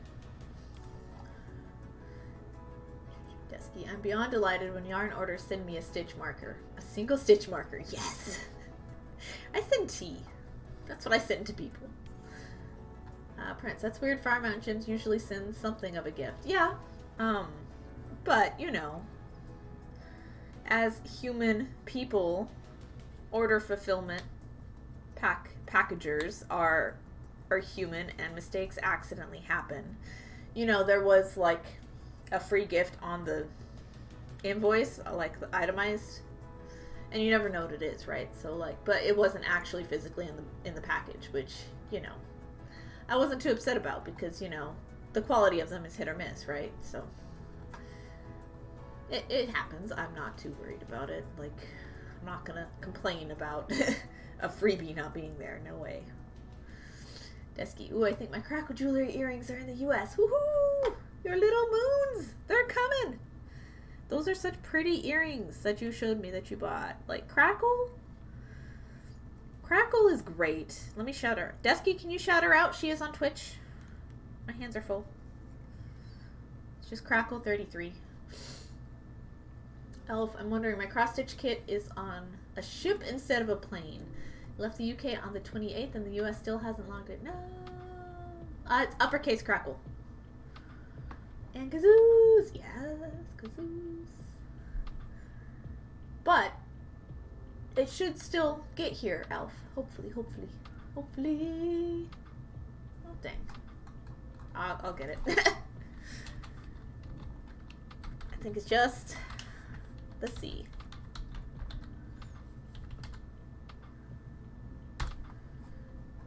Yes, okay. Uppercase C, and then just the word Crackle and 33. There we go. If you guys have not discovered Crackle on your own, she's fantastic. She is a New Zealander living in London. I didn't realize it was that case sensitive. Yeah, this one's pretty case sensitive. She is a silversmith, and she can, like, knock out work like nobody's business. I'm so dang impressed. And she has a full-time job. I think she just switched full-time jobs. But so she is in the UK. I get the notifications for her going live at 4:30 a.m. where I live, which means I can't watch the jewelry streams. She's also been playing, like, a playthrough of one of the Diablo games. I can't remember which one. So if you see her in her evening, you know, when it's normal watch time for us, she's more likely playing Diablo. But if you're accidentally an early bird on one of her stream days, you can catch her silversmithing. She's super fun. She's super lovely. I have a piece of her work. Actually, let me show it to you. It's over here. I have it hanging up for me to admire. Ooh. Look at this giant piece of labradorite. I accidentally won it the first time I was in her stream. She was doing a giveaway. Like a, you know, milestone follower giveaway. Ooh.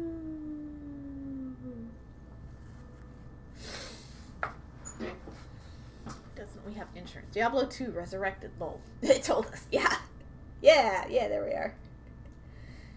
I was not paying attention. There it is. Gorgeous little necklace. I think the chain needs to be a little heavier for this one.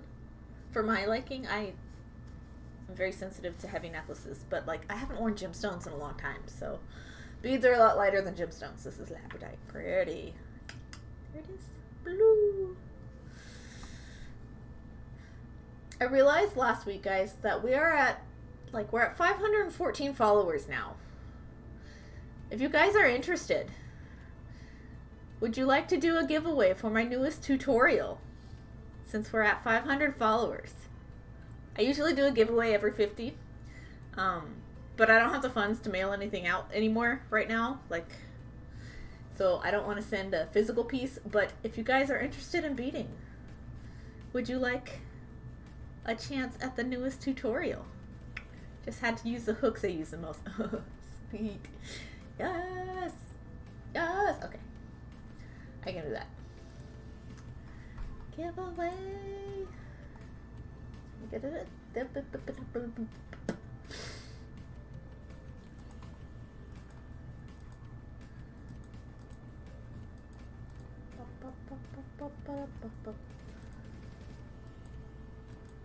or your choice of any of my beading tutorials if that one doesn't appeal to you. But let's go back.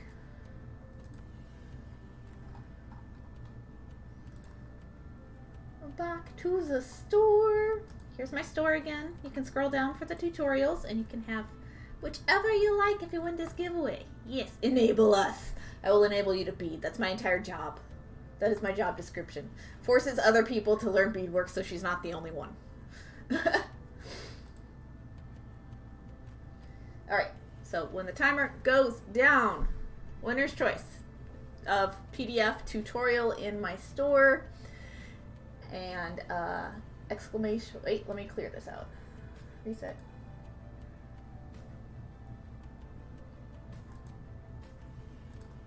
Sorry about that. Okay. Now ticket.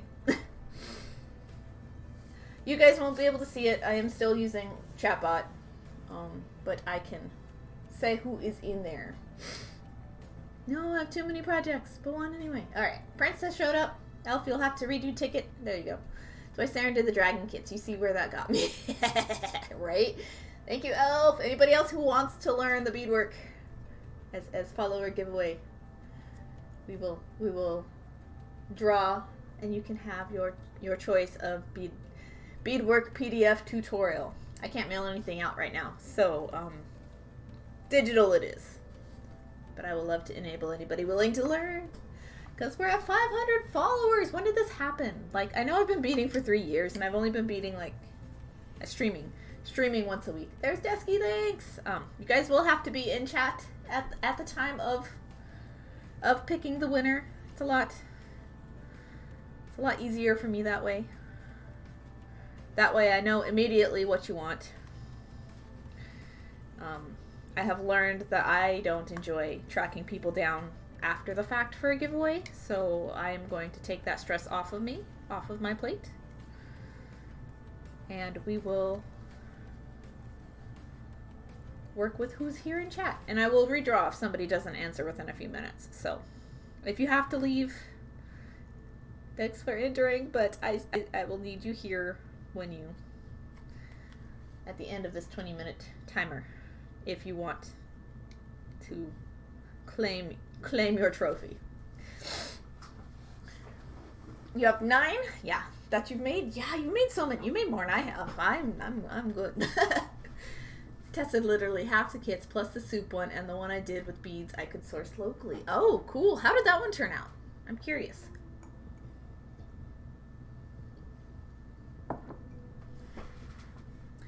I'm curious. Because it's always... I'm spitting on myself. It's always interesting when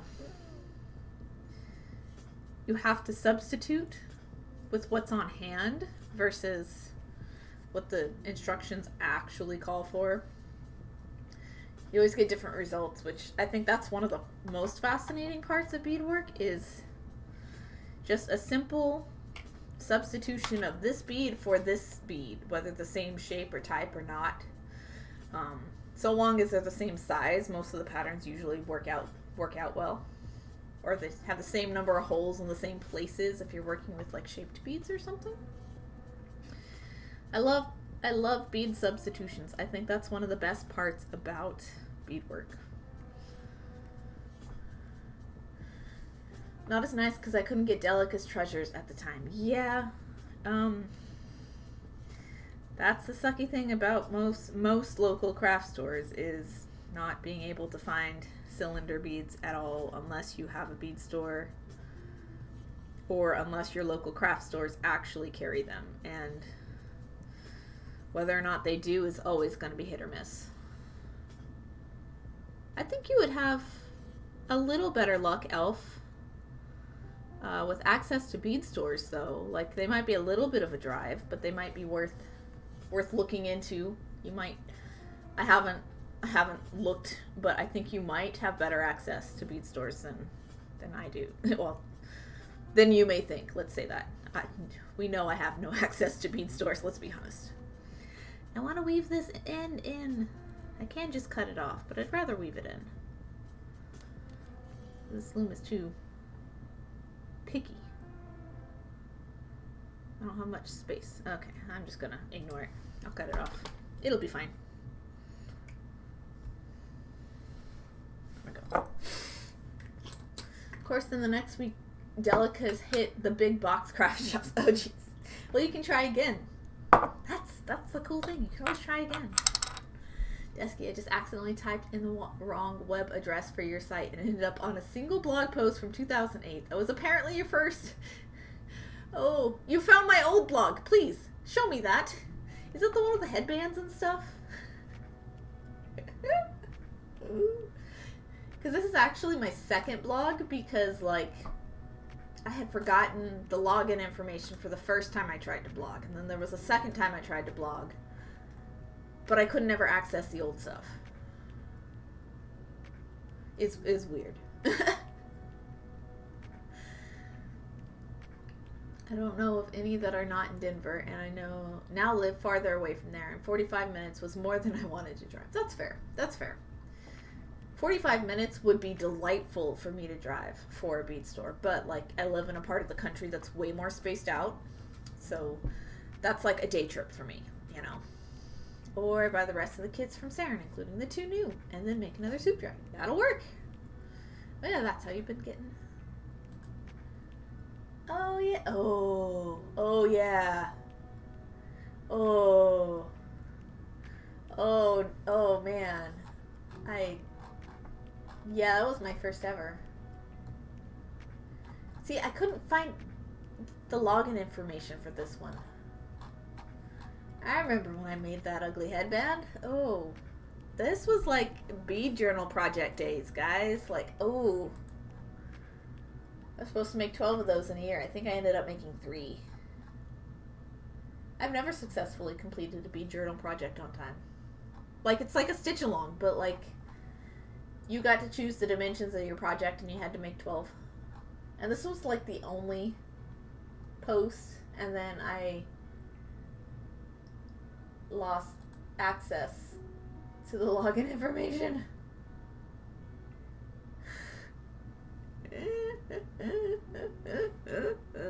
Oh yeah, BJP. Let me see. BJP. Yeah, no, that's not gonna work. Bead journal project. I was started by Robin Atkins, who's a bead embroiderer.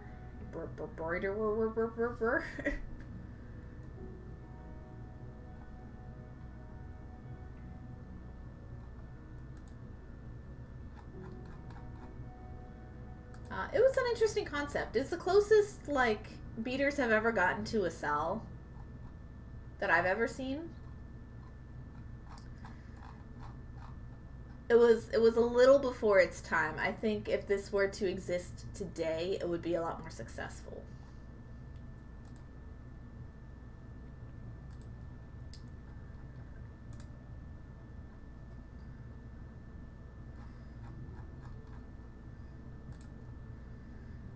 But this was in the days of, like, blog hopping, and so you'd get, like, links to all the artists' individual blogs, and then you'd be able to see their individual posts about their progress for everything. It was super cool. Yeah. Thanks, Desky, for that blast from the past. Oh, yeah. No, it's just .com now. For the website / newest blog. Now, the problem is that 45 minutes was far away that I felt like I had to make the trip worth it and didn't really have money to spend on another craft. Fair enough. Bead journal. Yeah. It was an interesting concept. A lot of the late aughts beadwork experiments. This was back when, like, Etsy was in full swing as far as being known as a handmade market. Before all the weird changes happened. Like, beaders were actually super experimental and super open and sharing ideas, and then this weird shift happened where they got a little possessive and jealous of each other, and it's taken up until the Delica phase for beadwork to be a little more talked about. guess. I just enjoy the MySpace-esque header banner. Oh, jeez. The fuck is Image Shack? I don't even know. Like, I use the dang banner maker from... I don't even know. But you're not wrong. Like, this is definitely of its time, and it's beautiful. It's beautiful in all of its one-page glory. I wish there'd been more. It is. I mean, it was 2008. It was a different time. Yeah. Don't remind me. 2008 was a nice time. Like, sure, the economic recession, like, devastated me and everybody in my generation for forever. But, like, there were still fun things happening on the internet instead of just terror everywhere.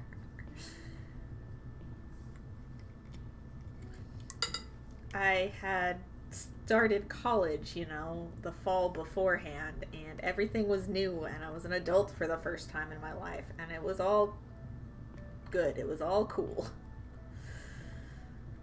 I miss that time. It was so much simpler. I sound old. I'm not old.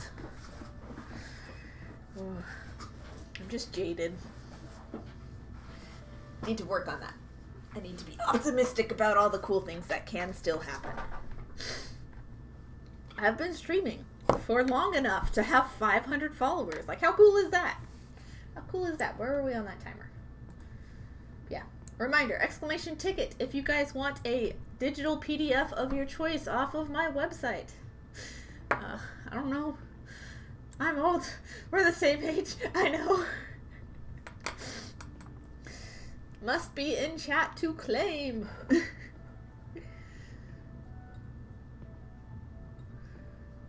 Because I'd like to deliver it immediately via Discord. 4, 5, 6, and 7.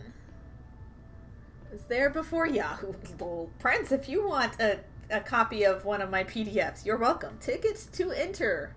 Chance at a free PDF. $5 value. In celebration of 500 followers.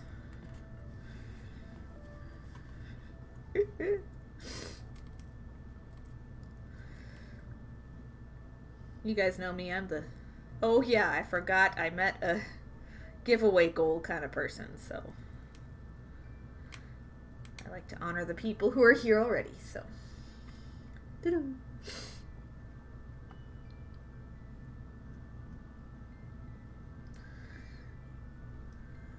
My oldest niece achieves legal drinking age this year. Oh my gosh. Doesn't that make you feel the worst? Like,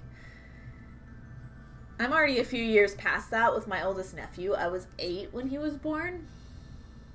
Oh, what? He's still early 20s.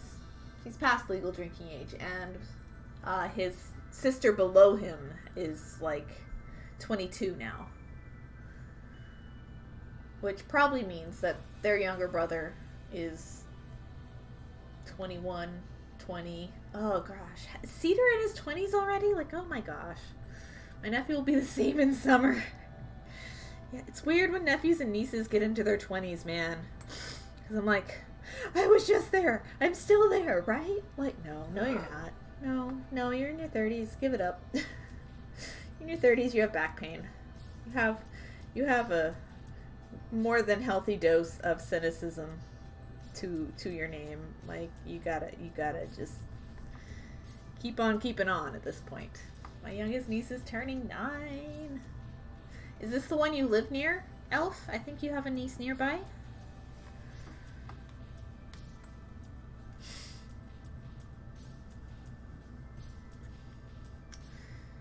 Oh, I have so many nephews and nieces. I actually literally do not know all of their names. I have not been informed of a lot of what goes on in my brother's life in a long time, so that's why I don't know their names. Everybody else I do. I've met the majority of them. The last time I met any of my brother's kids for the first time was 2010. And he's had 2 or 3 more since then. So he's spacing them further apart now. Woohoo! Yes, the one my mom takes care of. Oh, I didn't know your mom took care of her. Interesting. Prince, cats are driving me. Trying to get all the plastic put away. And they keep finding more. Oh no. They'll know how to do that. Get on your nerves. Alf, my nephew and oldest niece are courtesy of my half-sister and live in a different state. Okay, interesting, cool. I'm doing, this is a 5-3, I believe, domino. Yes. 2, 3, 4, 6, 7. We may get to get this off the loom today. Ooh. Fancy. You guys can see almost the whole process. I did not warp the loom on stream. I had it pre-prepped because I had the idea to, hey, what if I do it on the clover loom next time? And so I went ahead and warped it for me to experiment with next time I got the project out.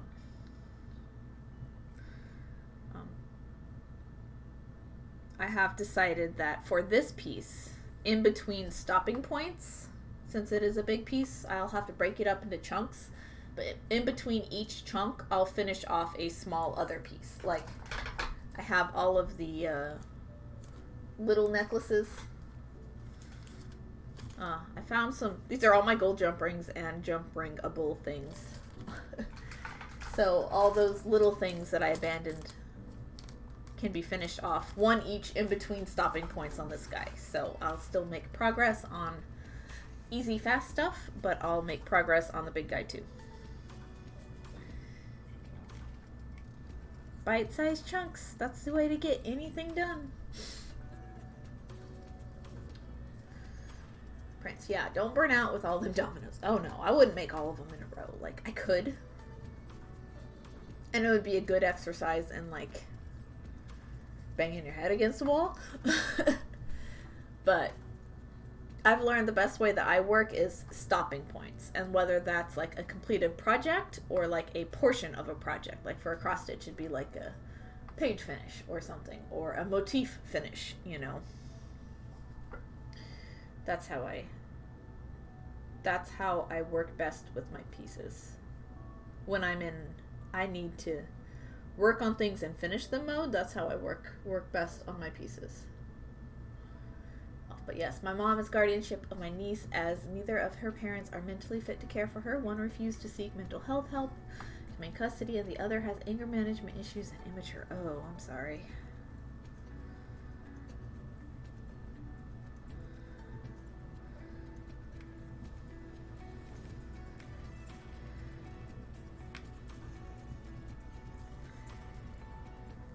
I have a niece in an awkward custody situation between 2 of my sisters. One is a parent, the other is not, but the other is raising her. I don't have all the details, so I can't really, like, speak to it very well. Other than from what I've told, it doesn't seem entirely logical or fair that it happened. And that's really all I know, without getting the actual truth, and getting the actual truth and everything out of my family without it being embellished is impossible. So I just support the mother as much as I can.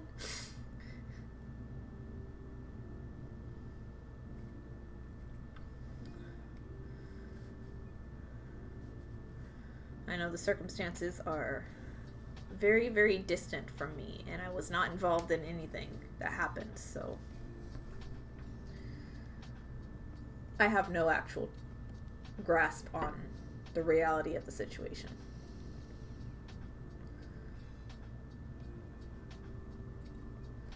It's both good and bad,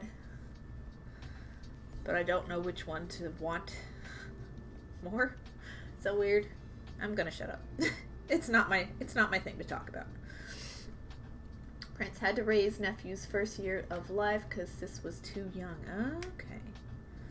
And you're the oldest, though, Prince, so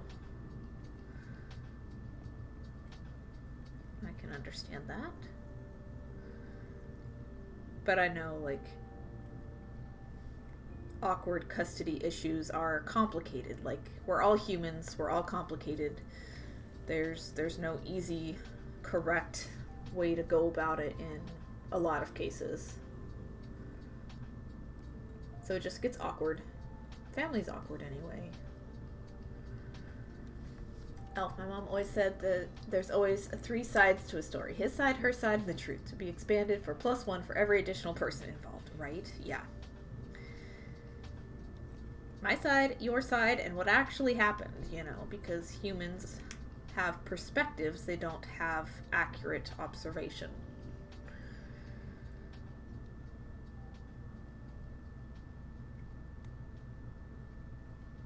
And then emotions just complicate it even more on top of everything. So getting the real truth out of a situation is never an easy process. I'd hate to be a detective, you know? She did some growing and was able to take over. Sweet, that's a good outcome. I'm glad.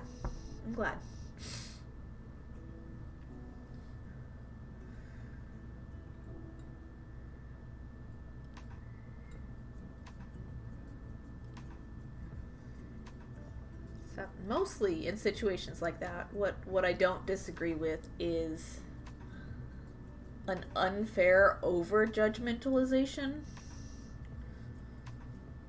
of people in a situation. Because it takes a long time for people to, like, figure out how to be people, and sometimes it takes a long time for people to figure out how to be parents as well. And just people on the outside being judgmental towards somebody else's life is the part that I don't enjoy, and that's what I've seen happen a lot in cases like this in both my family and, like, there's a couple different cases in, like, in Ixo's family as well of something similar, you know. Ooh, giveaway says it's over. Blamed it on lack of education and outdated views. Yeah, that's where a lot of it stems from, isn't it? Okay. Big winner. We ready? My mom's seeking to adopt my niece, so if she changes jobs, she can leave the state without the fight that would ensue. Okay. Is she wanting to leave the state? We have seen no indication either parent would ever be able to take custody back. Ooh, that's hard. Desky! Congratulations! Are you here, Desky? Hello. Unappropriate winner. In here, in chat. Do you know which tutorial you would like? There's a store. Yay! Congratulations!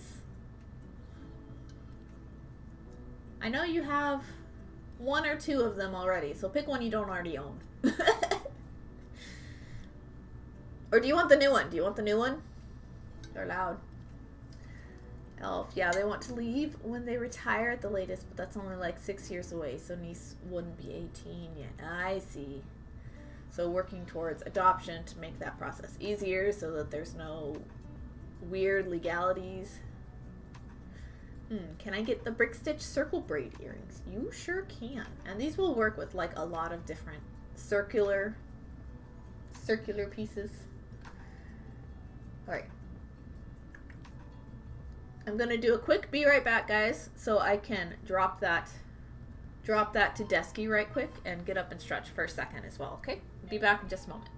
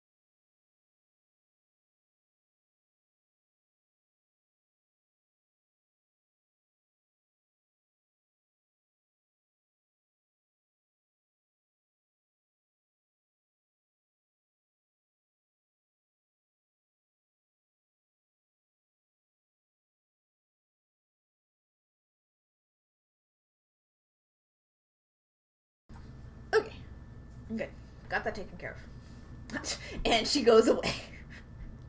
Hey, time to walk the dogs. Is it that time? Yeah. What? How is time just zipping past? Prince. Oh gosh, I can see the drama if they didn't adopt and move states. I've seen it happen. The grandparents were accused of kidnapping. Jeez. Oh, that'd be the worst, wouldn't it? No.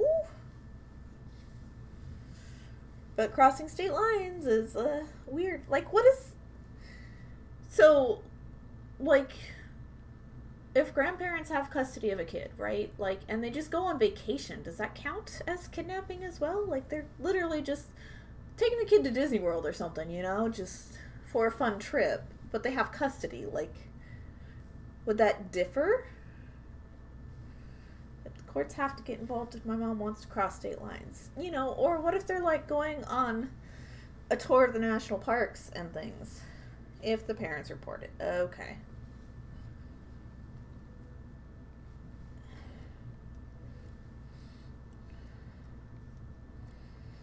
But it looks like in the case of this niece of yours, your mom's just looking to adopt her to circumvent any of that happening, even potentially. Take this off.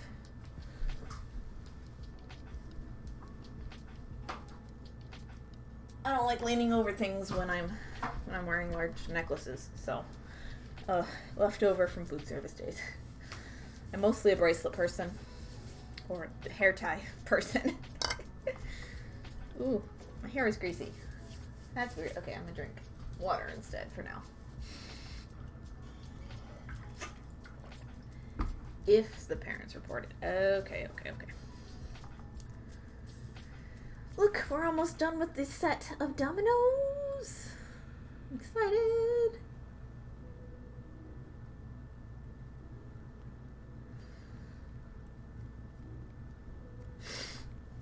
Oh, so my mom is temporary custody with guardianship, but the mother would report my mom for kidnapping. She thought my mom was leaving the state permanently. Okay. Even though for the last year she's barely done a 10-minute phone call once a week. Whew. That's something, though. I don't talk to my mom nearly as often, but, there's no weird custody anything, so. Found some rings to make dream catchers. Ooh, fancy.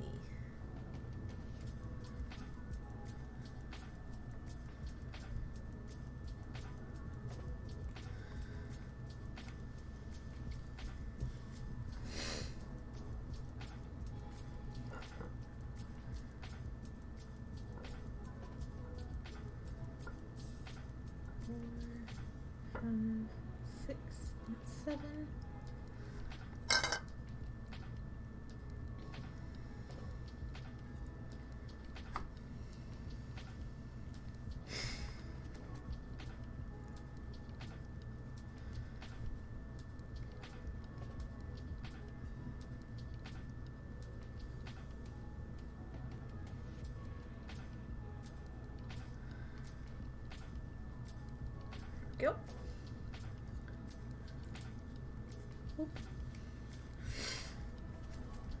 Oh, yeah, technically she's supposed to have visitation for 2 hours once a week, but she made excuses that she couldn't get my niece. So that they've been doing calls and stuff. That's weird. I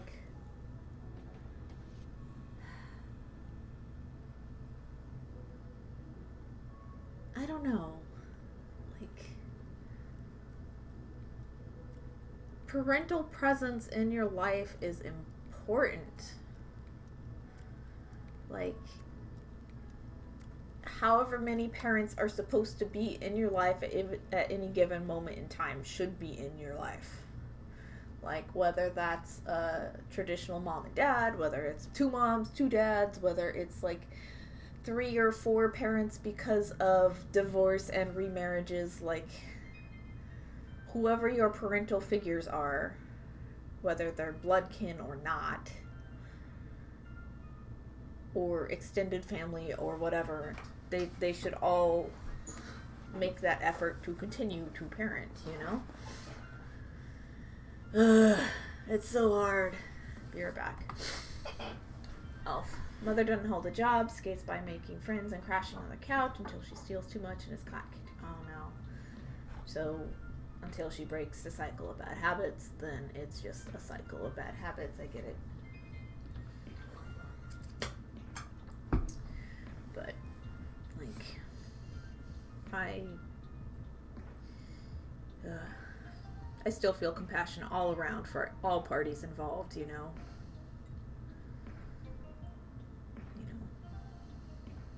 I give everybody the benefit of the doubt, even when I don't know them personally, especially when I don't know them personally. Like, I don't want to be made to believe that everybody's a bad guy, you know?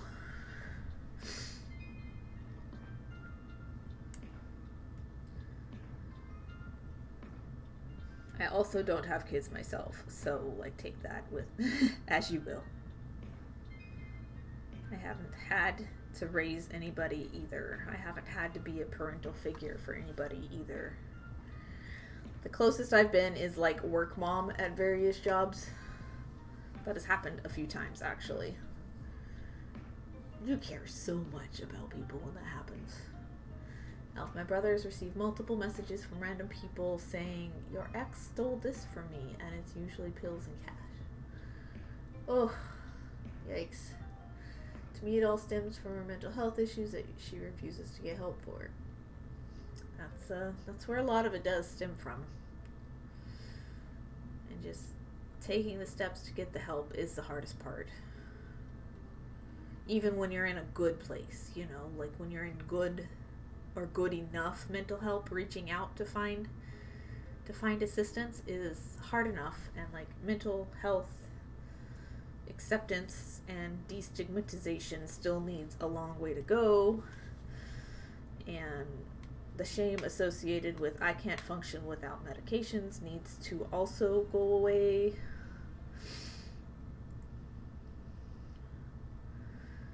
Especially if they are doing a good job functioning while medicated. You know, the whole I'm good now, let's stop on medications shouldn't happen without super serious medical observation, you know. Heck, it's just a hard time even finding correct medications for some people. Some things work great, but you might be allergic to it, and other things don't work as good, but you're not allergic to it, you know? Elf, as part of the divorce, when my mom was first awarded custody, the mother was court-ordered mental health counseling therapy. She refused. But, like, what? What are the...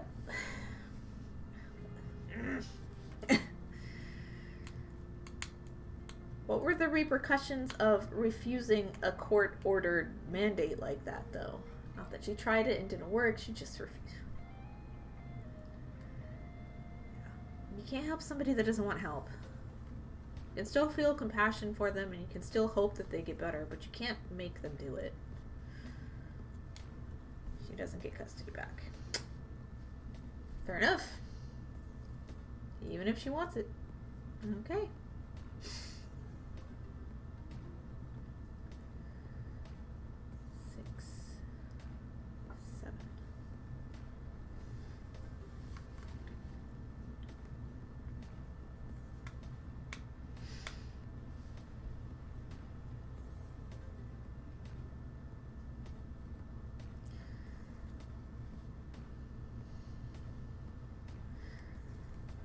That sounds like a whole lot of hard issues to work through and around.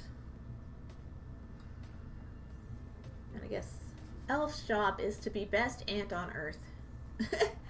All the reasons you think you go to counseling to get your daughter back, I think that would be reason enough. Yeah.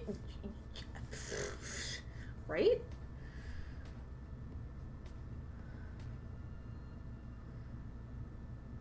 Counseling or rehab if needed, or who knows what, but yeah, you would think.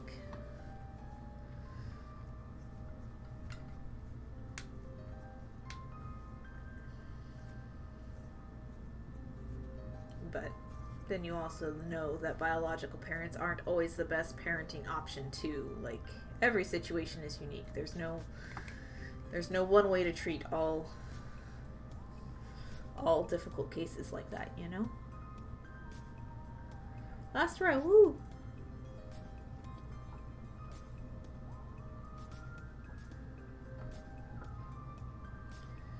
4, 5, 6, 7.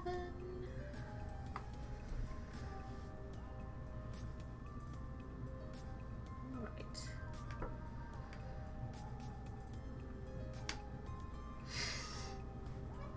Instead it became, woe is me, the court took my daughter away, and then I haven't seen my daughter for 5 years. Because she walked away. Yeah, no, that's entirely not true. If you were given options and you didn't work towards them, that's when I feel less compassion for you. Still compassion, but not. You gotta do the work. If you want the results, you gotta do the work. And that goes for anything in life. Ah.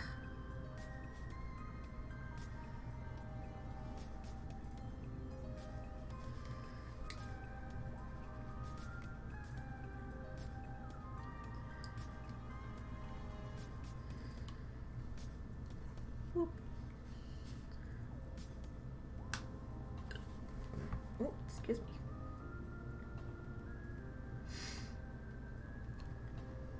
Two. Hell, funny thing is, she didn't have to prove she was improving. She just had to go. That's weird. That seems a little lax, even. So if she'd even wanted it, it would have been easier than it should have been. That's bizarre, actually. Just the going, not the improved, measured improvement of the steps and everything. That's weird.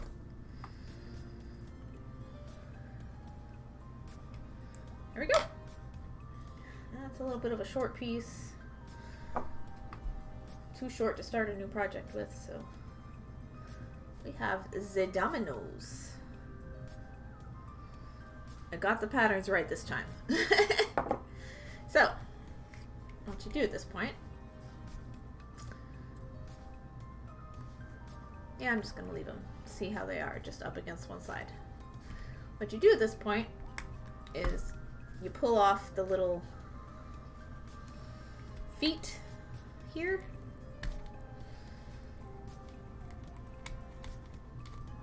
And then all the threads come off. They're crossing each other. There we go. How did that one happen?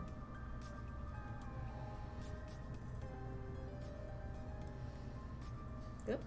That one accidentally ended up, it's probably going to be shorter than the others. Just cut it in the middle. There we go. And then now, you just cut all the loops at the top.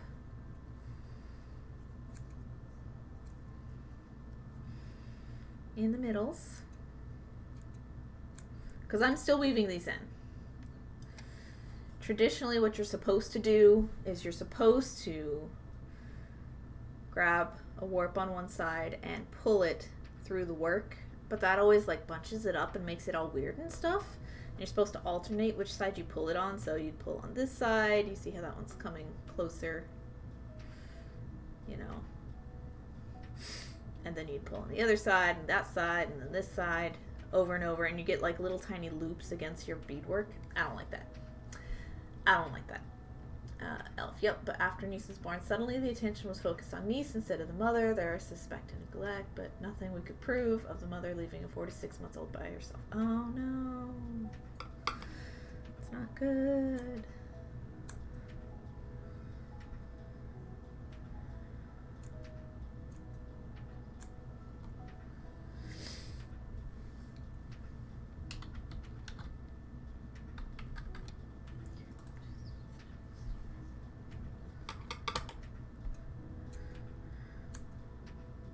All the loopies. This looks like a viable option. And 3 dominoes at a time is a better stopping point than 8 dominoes at a time, that's for sure. Niece is still in counseling to deal with all the trauma and has been since the moment my mom could get her insurance on her. Oh, well, that's good. Like, how old is she? You said 9? Yeah, that's old enough to know that something's up. Did you say 9?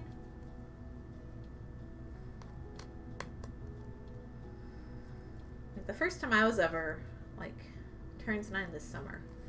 The first time I was ever anywhere near anything therapy related was when I was 10. And I didn't realize it till many, many years after the fact. I was in 4th grade and I was pulled out of Spanish class at one point and told to go to the counselor's office, right? The school counselor. And she introduced me to a lady who I assume now was like a child psychologist. And, you know, she sat me down, you know, and just talked to me, asked about things I liked, you know, and was asking about school and home and work, you know, not work, maybe homework. Like, at the time, I didn't realize what it was. I wasn't being told anything. I was just all I knew is I was being pulled out of Spanish class and not learning Spanish, just to come talk to this lady that I didn't know. To her credit, my 4th grade teacher was a really amazing person, and she really cared about her students. And, like, reflecting on things after the fact, I'm like, man, why can't you be intelligent at 10? Come on. But, like, this lady was asking me about things I was already well aware of, you know. But just being self-aware at 10 that you don't have any friends and it's being pointed out to you is just kind of hard. Elf, mom's neighbor teaches elementary and knew another teacher that was looking to care for 1 to 2 kids over the summer. The other teacher hooked mom up with the foster care resources that my niece is still utilizing. Oh, cool.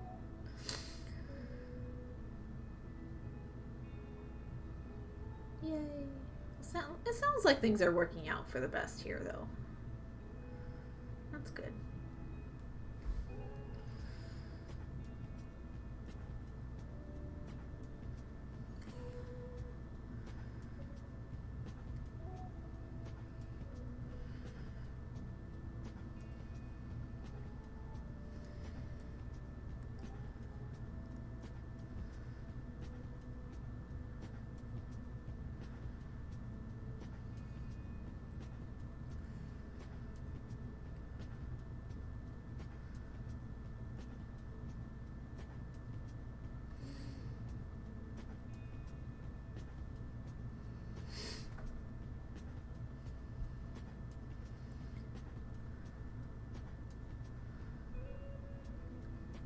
I have 2 knots in this thread.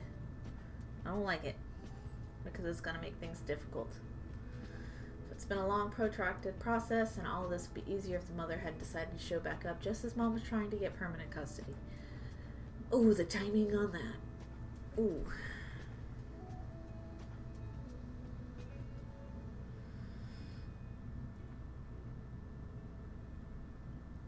But, like, has she made any progress towards deserving it?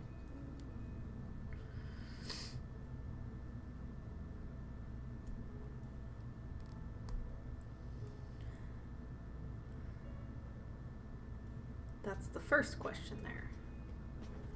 And if so, what? Okay.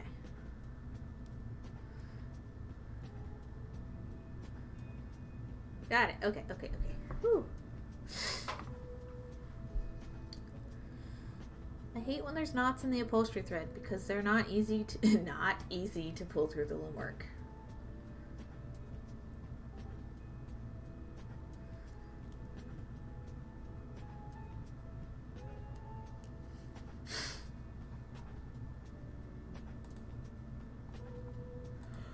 Whew.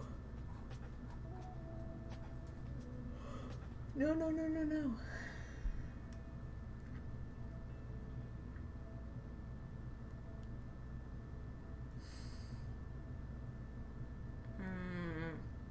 Okay.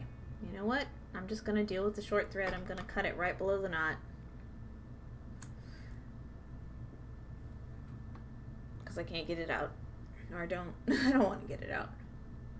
Alright, so we have warp threads. These are about the same length warp threads as what we were dealing with on Saturday when I was doing the dominoes on stream for the first time. So that's super cool. That's super promising. This one can be a little longer. Yay! Now this realization got pissed. This relation got pissed at my mom for how much mom was handling, so took it upon herself to send the mother a message about court. That, like somebody outside of the situation, that's even worse. But family ratting on family is how some of my family drama has happened as well, so that's how a lot of it started, honestly. I hate it.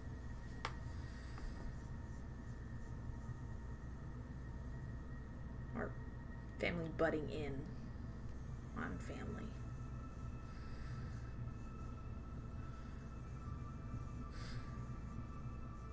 Some people just feel like they're entitled to control or an outcome that they want, or I don't know. I don't want to talk about this anymore, honestly. It's just making me sad. Just making me sad. I'm sorry it's so difficult, though. Even just watching it, not even being actively a part of it. Right, so here I am weaving in my threads on the side. 3, 4, 5,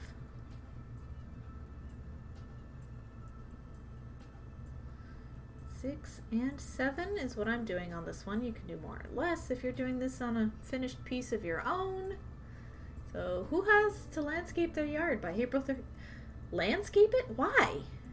Oh wait, remind me, is your house in an HOA?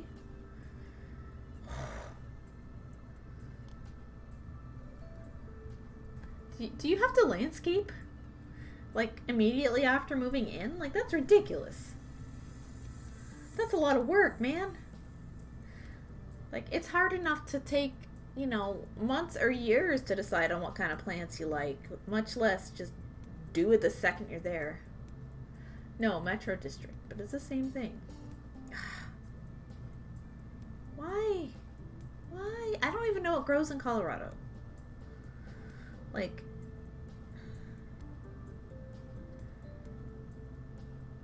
knockout rose bushes would be cool. Those can grow most places.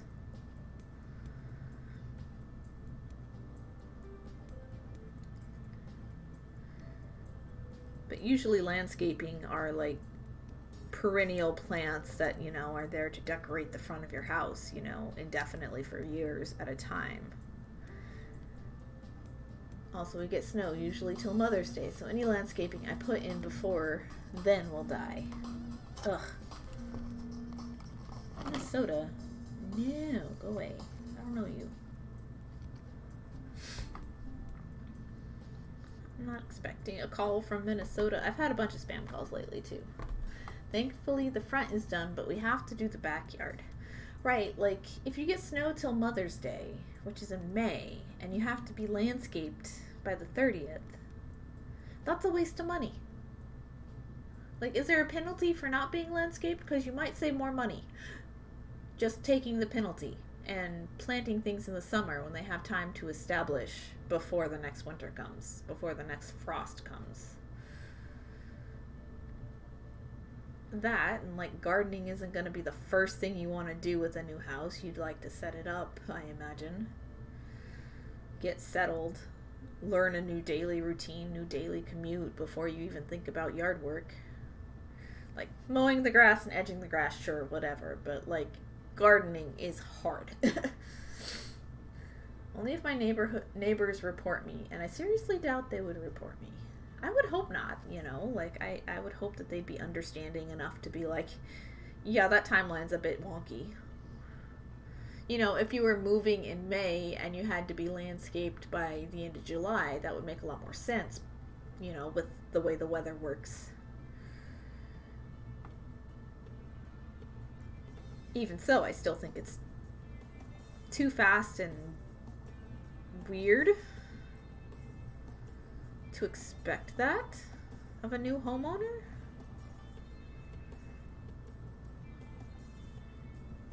Yeah, like, personally, me, I never want to live in a neighborhood that's HOA or, like you said, Metro, right? Like, has expectations about what a property should look like. Like, that just does not appeal to me. Like, I would want to live far away from a place like that. Partly because I know I wouldn't enjoy some of the neighbors who would gravitate towards living in a place like that.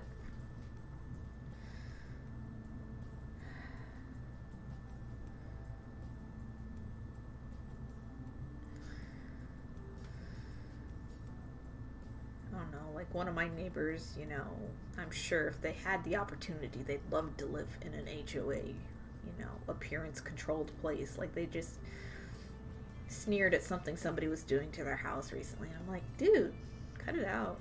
No.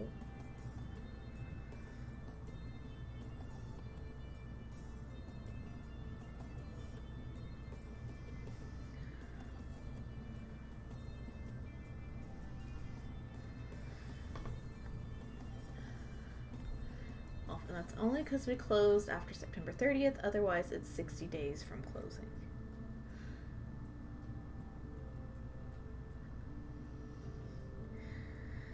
I don't understand. That just seems too stressful. Like, you said this house is a new construction though, right? Like, so that makes sense why it wouldn't be landscaped to somebody's satisfaction. But like, do you have to like put in fully grown plants? Because those are way more expensive than, you know, immature plants which need time to grow into a space. I don't understand. This is dumb.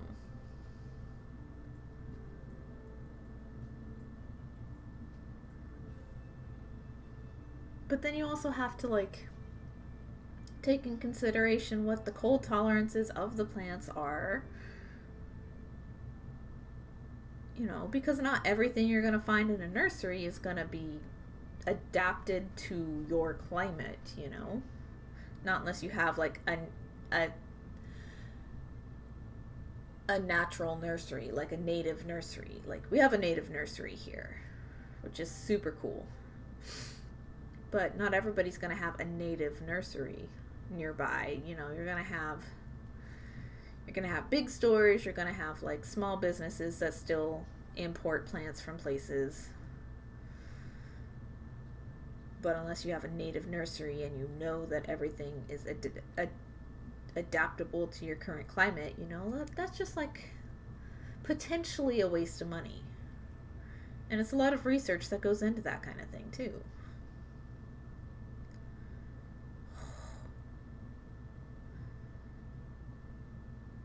You know, with that short a time frame, I think I would choose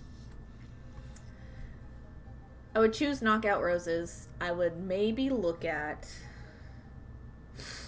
just generic boxwoods and possibly photinias. I don't actually know the full tolerance of photinias, but they're nice and they're fast growing too, which is cool. And they could be very tall if you want them to be very tall. Mine is very tall. But they're also susceptible to like to rot, like just water damage and rot, so you gotta be careful with that.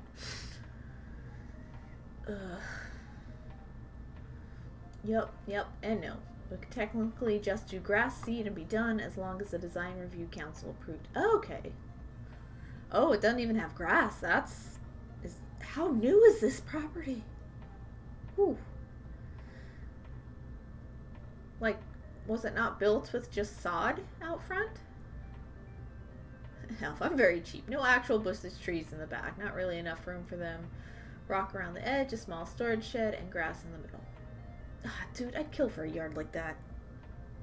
No, I wouldn't kill. But, like, I'd love to have a yard like that. Just small backyard, rock edge, has a shed, and some grass. I could do so much with that small space. I have too much space in my backyard. It's very daunting. And I don't have pets that can ruin it, so even more daunting. I have rabbits. Wild rabbits.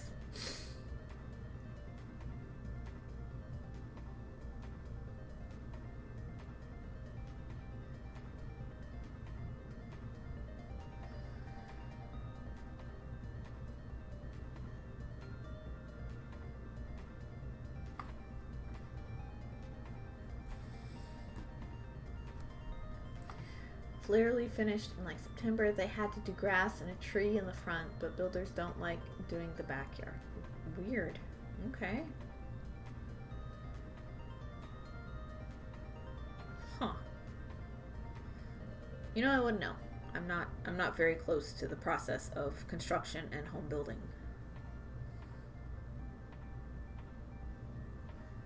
I have a brother-in-law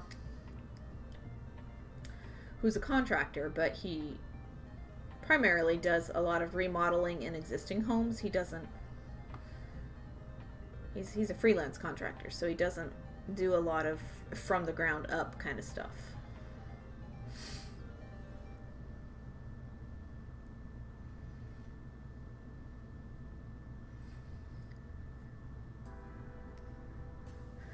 Ooh.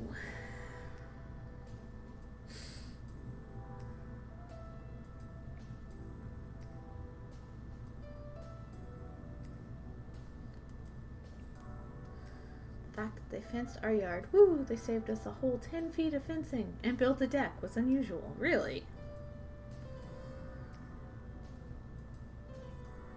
Woo! 10 feet, like from one house to the next, basically.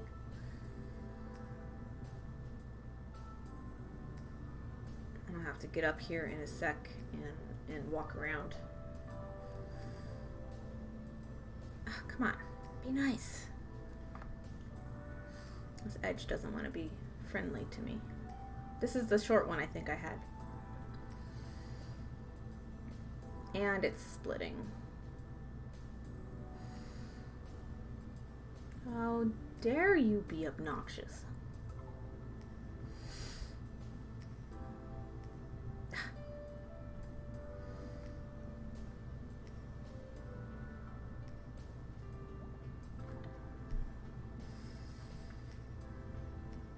The back of our yard inside is fenced by the Metro District. The other side was fenced by the neighbor. Oh, so they only had to connect each side fence to the house. Ah, makes sense.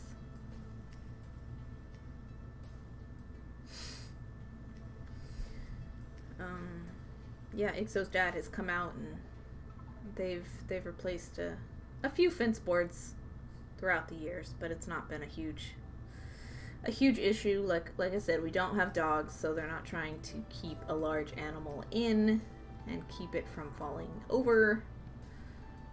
They've reinforced it with new posts. But most of the fence that was here when we got here is still here. And it's mostly still good and intact. Like a couple boards have warped out of position over time, but not too bad.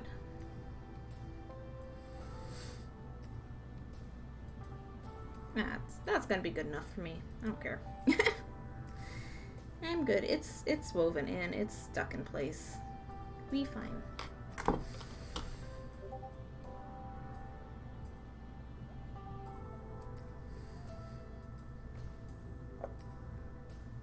Time to snippy snip.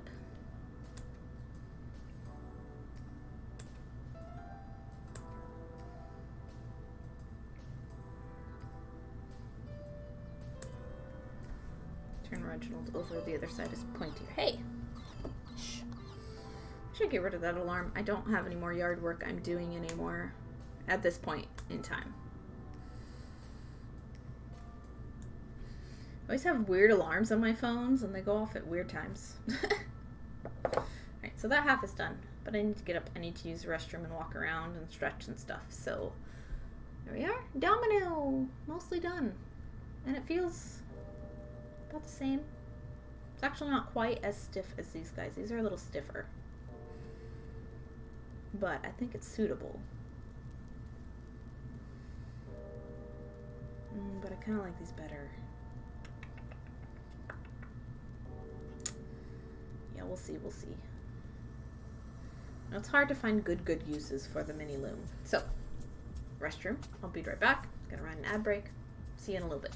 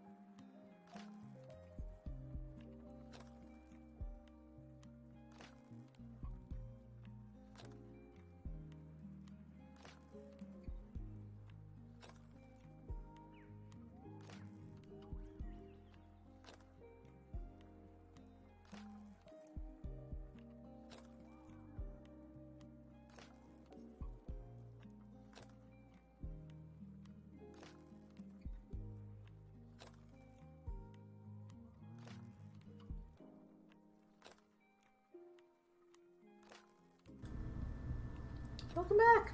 Welcome back. I return. Right. Return of the Pearl. Okay. Finish this other domino. See how it compares to the others. Oh man, I meant to check the local COVID numbers because I am keeping an eye on it. I am attempting to predict. I think we've reached our peak here. I'm attempting to predict when the numbers will get back low enough to be comfortable and or necessary for me to just get back out there anyway. Ooh. Yeah. So the daily numbers are going down. That's good. Like a lot lower than they were.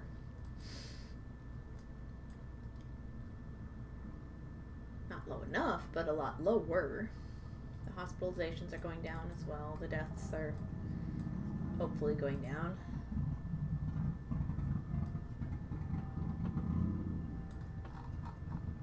So theoretically,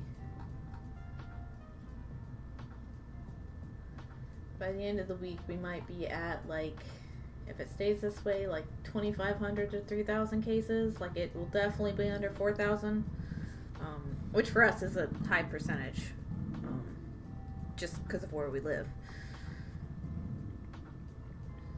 So, just keeping an eye on that so I can keep an eye on when I can get back out to the market on Saturdays. Get back out and sell my work. My workies. Shh. Shh. Loud motorcycle outside. People in my neighborhood are just like loud for no reason.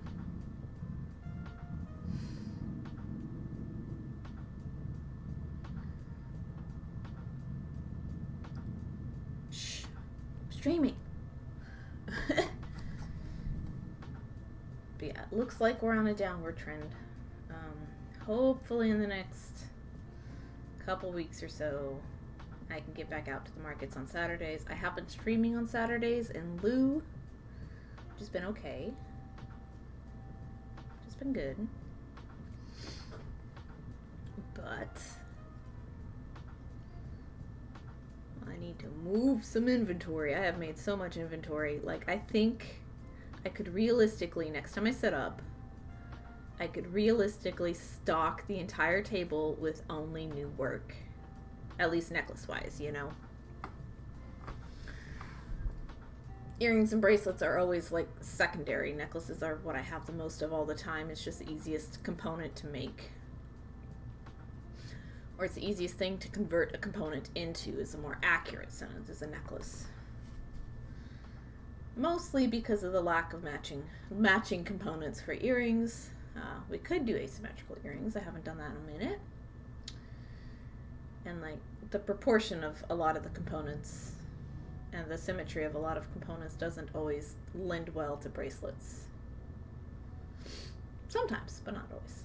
Like the Grand Budapest Hotel, that bracelet turned out fantastic with enough matching segments to be beautiful. So, I don't know. Keeping an eye out for when I can next head that direction, you know?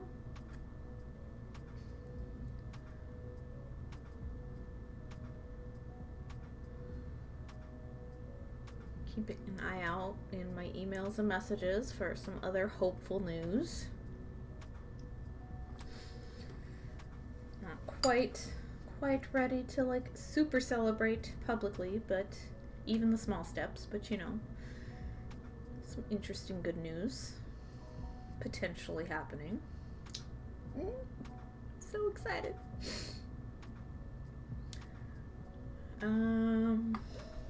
Yeah, I don't know. Like when things are uncertain, you know, it's just like, oh, what's the next few weeks gonna look like? I don't know. Put some listings up. That's my plan, you know. Tomorrow is photograph a boatload of work. Like it's getting close to sunset now. And I'm live for another, I don't know how long, 45 minutes. By that point, the sun will be too far down to take photos, so I'll do some virtual sharing of my work and editing of my work, of photos of my work, and some posting tonight. I don't know, we'll see how much oomph I have left after stream, but I'll do some casual computer admin work for working towards getting those listings up or fine-tuned, etc. Just up is all that matters right now. And then tomorrow, do as much as I can stand photographing as many pieces as I possibly can. I have 50 active listings in my website right now. I want 100. I know that's a huge goal. I also know that I'm really good at batching stuff. And I'm not giving myself a deadline, because if I give myself a deadline, I won't meet it. But if I give myself stopping points of do this task for all these pieces, then I can meet that. And then repeat for the next type of task for those same pieces, you know? That's what I'm working on. I gotta figure out how to plan that after stream into doable steps. Because I just have vague, nebulous, not written down ideas. I have an item listing checklist, which has the types of steps separated out and how far along I am on each of them for the work that I have. We'll see.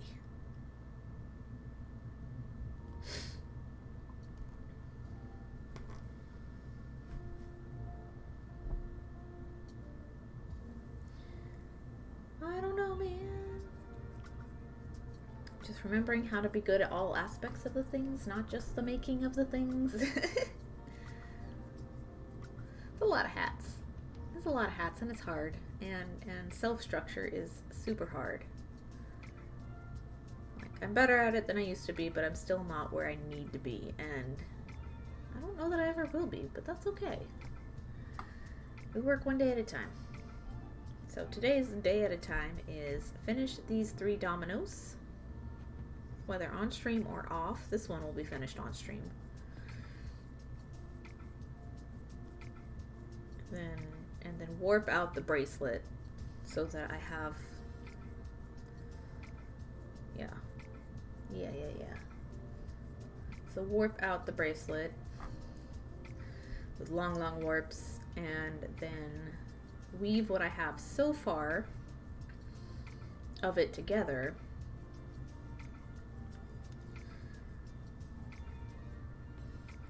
And then set it aside and do store listing tasks, or plan the store listing tasks, you know, in whatever way makes the most sense for my brain today. Not tomorrow, not in the past that this worked, but today, you know, learning from what hasn't worked in the past. Like, yeah, nope.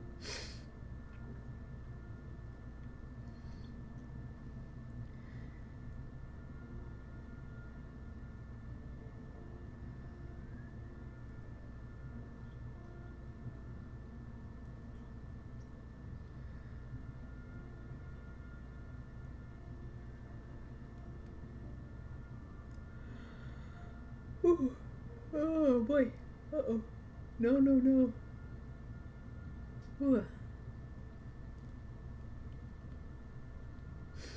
Nope. Not wrapped around. Thread thinks it's being clever and sneaky and hiding on me. Not happening.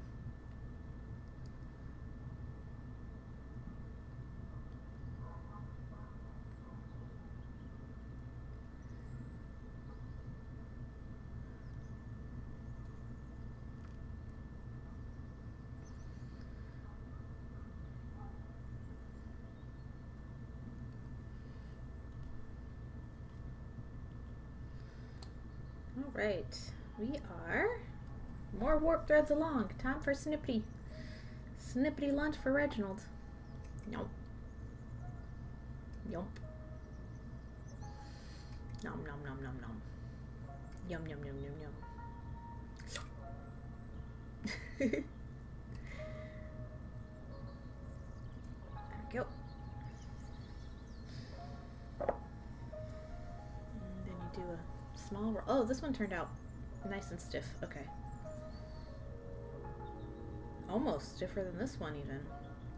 Okay. So that should work pretty well, I think, for... What do you guys think?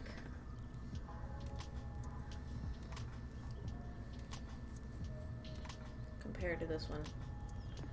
They look like dominoes both! Woo! Yeah, it's got a little more stiffness than I expected. Oh, awesome.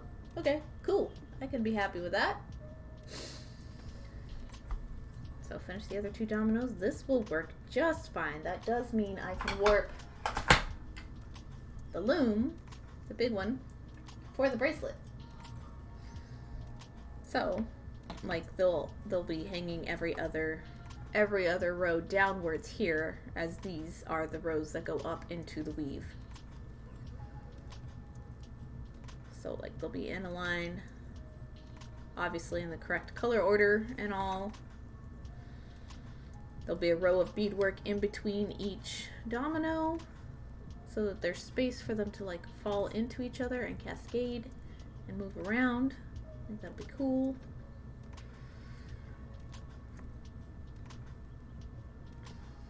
It'll give room for them to space and to flop around, and you can hear them rattle against each other, maybe. Dude, it's so cool. It's a lot of work. Ah, cool. That's exciting. But yeah, I can weave them into the work as I finish them off, which I think is going to be part of the motivating factor of me finishing the bracelet, is to see it progress. So there's everything I have so far. Just giant piles of dominoes.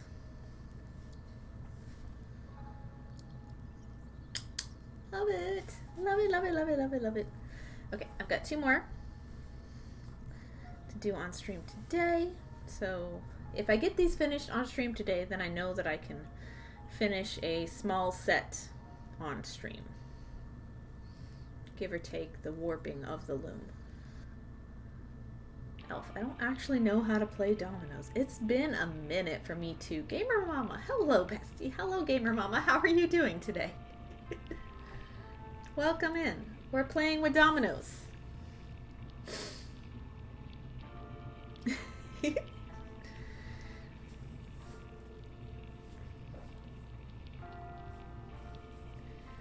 Typically, like,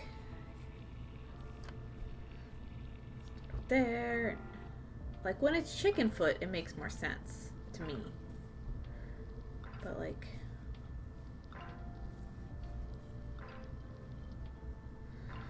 I know how to play chicken foot. I don't remember how to play like actual dominoes. Like, to be honest.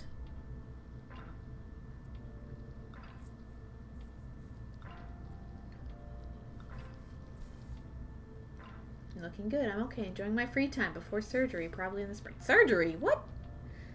Oh no. I hope it's for good reasons. I hope it goes well. Have to have a pacemaker change. Oh, geez. Oof. All the well wishes for you. All the well wishes. So, free time, does this mean you're having some like downtime from any job you might have and you're just taking it easy beforehand? Also still caring for my hubby's mom, so I don't get hardly any free time. Oh yes, I remember. Whew. Enjoy that amount of solitude that you can find for yourself. It is incredibly important all the time. There is such thing as too much, you know. Everybody has a threshold of alone time that they can handle. And some people have an almost infinite amount of alone time that they need. So everybody varies. I hope you get the right amount for you.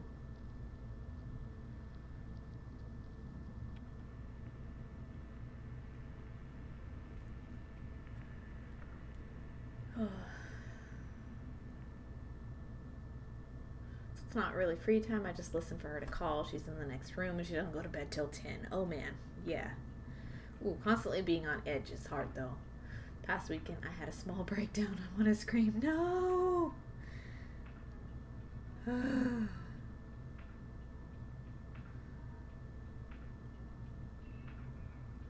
can't imagine being in that situation. Like, I think it'd be hard enough with like my own parent, much less a parent that didn't raise me, you know? You know, someone that may be close in my life, but, you know, isn't the person who birthed me. You know, either way it's gonna be hard, but man, it's gotta be hard with something you didn't necessarily want to happen in the first place, right? Like, oh, I'm so sorry. I'm so sorry.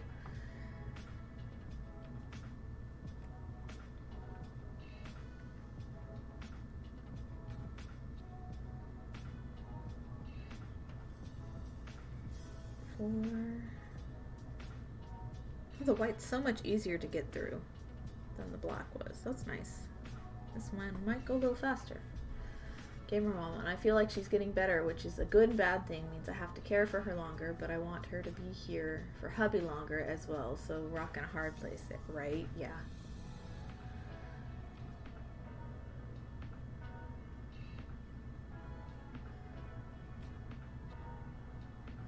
Family's hard, always. My friend told me, though, that they tend to appear better before going downhill again. Oh, no.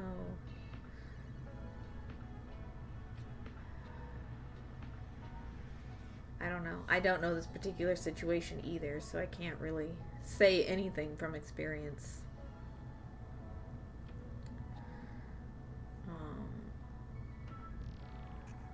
I can say that is the case with, like, really, really, vicious forms of cancer. Like, I've seen it firsthand with melanoma. You know, my dad was in remission for a couple years, and then it just came back full force and awful.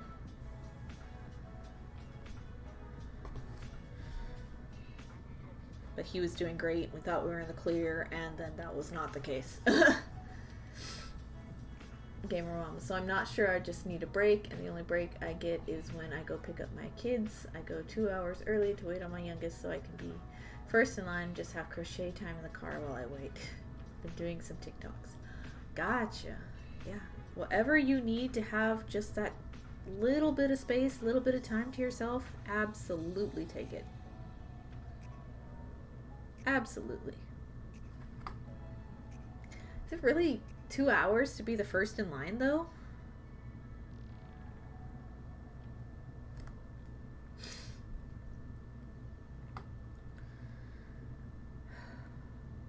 That's a lot of life stressors all at once. I'm so sorry. Come on.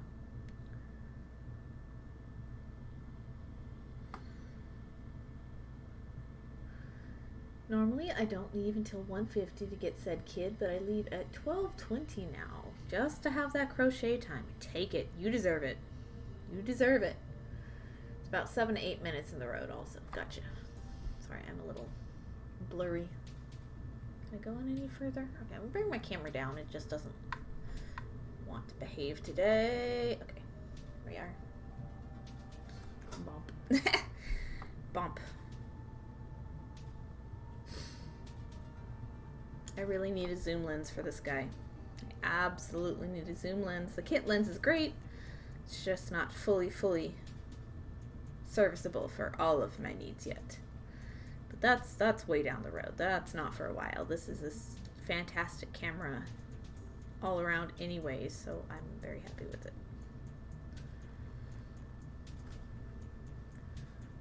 I will knock the exposure down a little bit though. That'll help. Also, the lighting is getting weird because it's getting close to sunset, so the days are getting somewhat smidge longer again.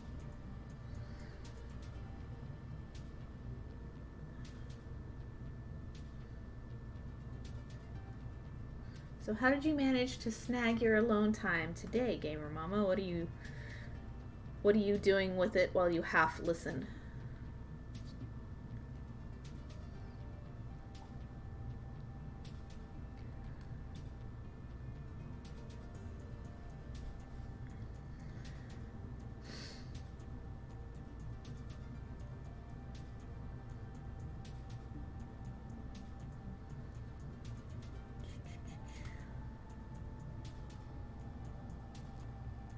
Sitting here eating an M&M Blast, lol, and watching you. Hey, that's awesome.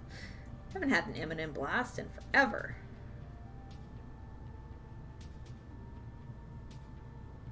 I want fries though. I want something salty right now. Like, I have Fig Newtons, and that's not right. I ate the last of my chips last night. I want something salty.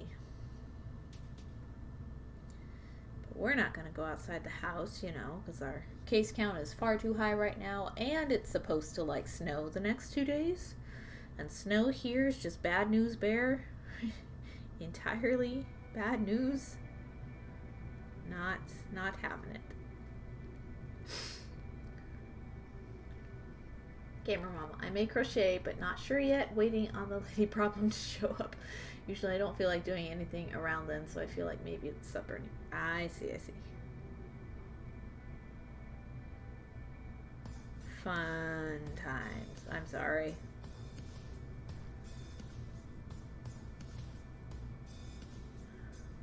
Super near, supper near. I can read. Typing and eating, not working. One at a time. You got this. Put one down, pick the other one up, put that down, pick the other one up. Like the dominoes. You guys go back.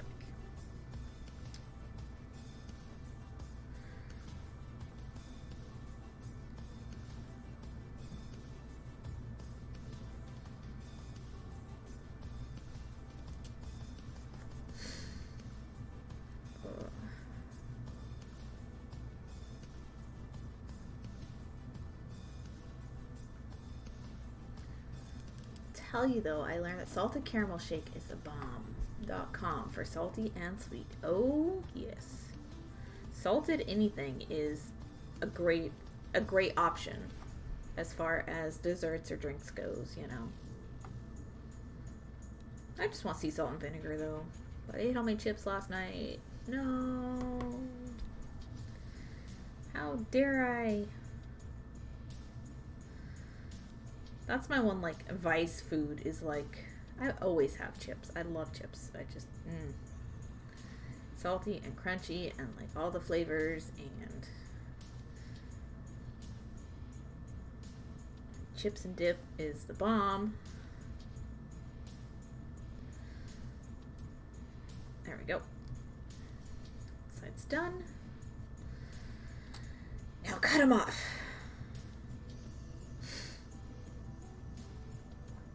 If you guys don't know what I'm doing, I am weaving in the ends of my loom work all the way down the rows in between the weft threads. So we get some nice clean lines here. And then when you're done weaving in the ends, you cut them really tightly close to the beadwork. And they stay snug in place.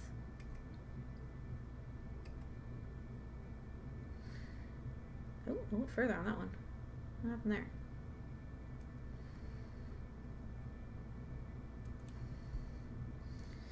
And yeah, square stitch is a great option for this. I'm doing this for the texture that it creates. This is a piece for me. It's not a piece that I'm intending to sell.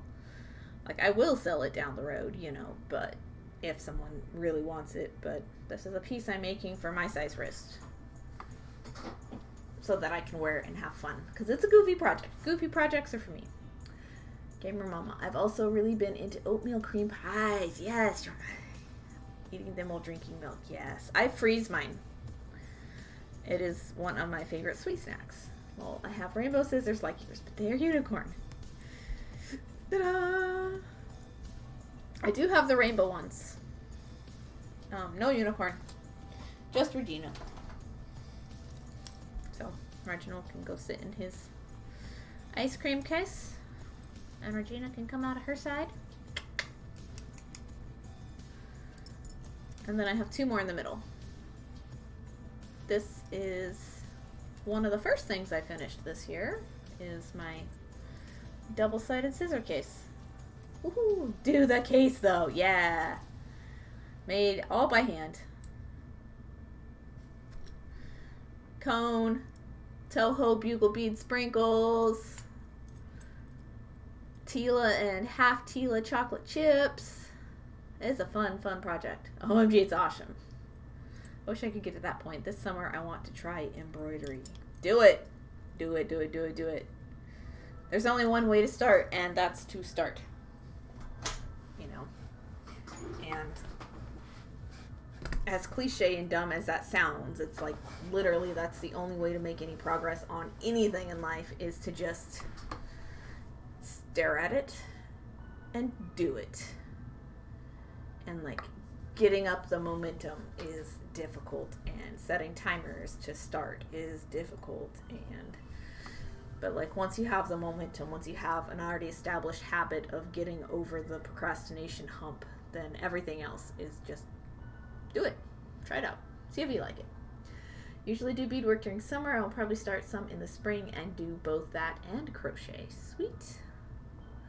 Like bead crochet with beads, or just simultaneously do both crafts.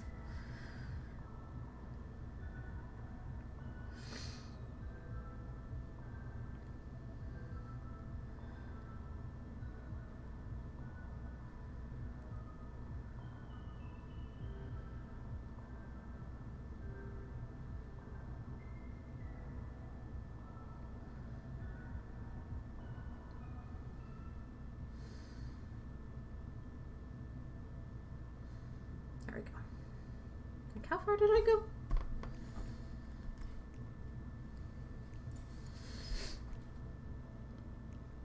Oh, I pulled too tight.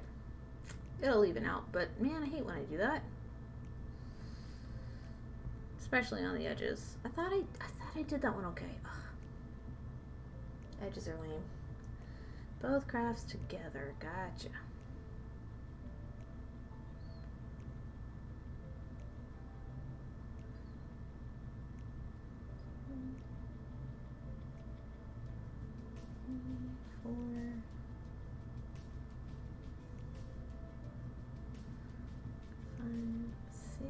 Trying to get all 3 of these that I made today finished. I may make it, I may not. We'll see. Because I've got another red one as well. So technically 1.5 dominoes to weave. Yeah, this is super tedious, but it's okay. It's the part about loom work most people don't like anyway. Thanks for the host!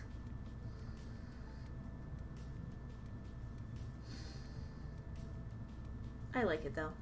It's far faster than the traditional method of like weaving through the beads, which is dangerous. You will never break a bead this way if you do it this way. You just literally skip the first row of beads, go up through the wefts on all the others that you feel comfortable, and pull it through. They never come undone. There's never a chance of them coming undone. And they're secure, and they're snug, and they're tight between the rows of the beads, and it's fantastic, and I love it. My favorite method of finishing warps. There's all sorts of other methods. This one is my favorite. I use it for everything because it works for everything. If you're wanting to use the warps to add a clasp, it also works for that.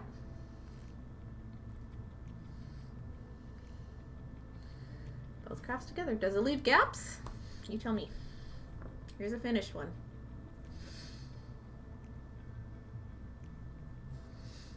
I picked the white so you can see. At most, if you don't snip tight enough, you get a little bit a little bit showing up, but that's only if you don't cut tight enough to the work, you know. And then the other side, it doesn't even show at all. So these are all the white ones. You obviously can't really see anything at all in the block because everything's black. But they're super clean, they're super neat, they're super tidy. For a warp finishing technique, it is super fast. Not messy. You just got to be comfortable with threading the needle a lot. And I use, this is I don't even know what this is. Some sewing needle, maybe an embroidery needle of some sort. Just something with an eye large enough to accommodate whatever thread you're using for the warp threads, which I have a upholstery thread for the warp thread. Oh, I put away the thing. Which is thicker than beading thread, but I like the thickness of the warp threads. It gives a lot of stiffness to the beadwork.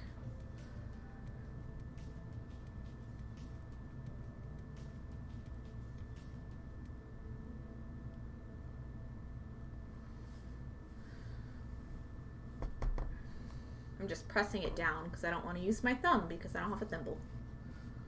Also, my aunt passed away. Oh no. Mentioned the other day? I've slept since then. Do I remember this? I got all of her craft stuff pretty much. I did get all of her jewelry making supplies and beads. Ooh, fancy, but also super sad. Like both at the same time. Make yourself some good pieces to remember her by with them is what I would recommend. To work through some of the grief if she was close to you. We'd home slice! Lunchtime! Hi, Dad, my Kelly! We're back! Yeah. Yeah, cancer sucks. Yeah, I've been there too. Like, with relatives who've passed away for that reason. It's a hard, sad, sucky death to kind of watch happen in front of your eyes. Especially when you're young and you don't know, like, and it's the first death you've, like, seriously closely encountered. It's awful.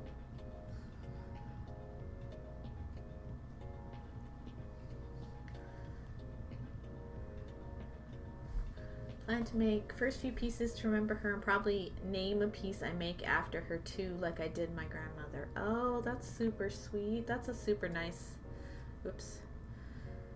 super nice thing to do. Frame it too. Also frame it if it's like a flat piece, or I don't know. Depends on what you make it out of, right? What you make with it. You know.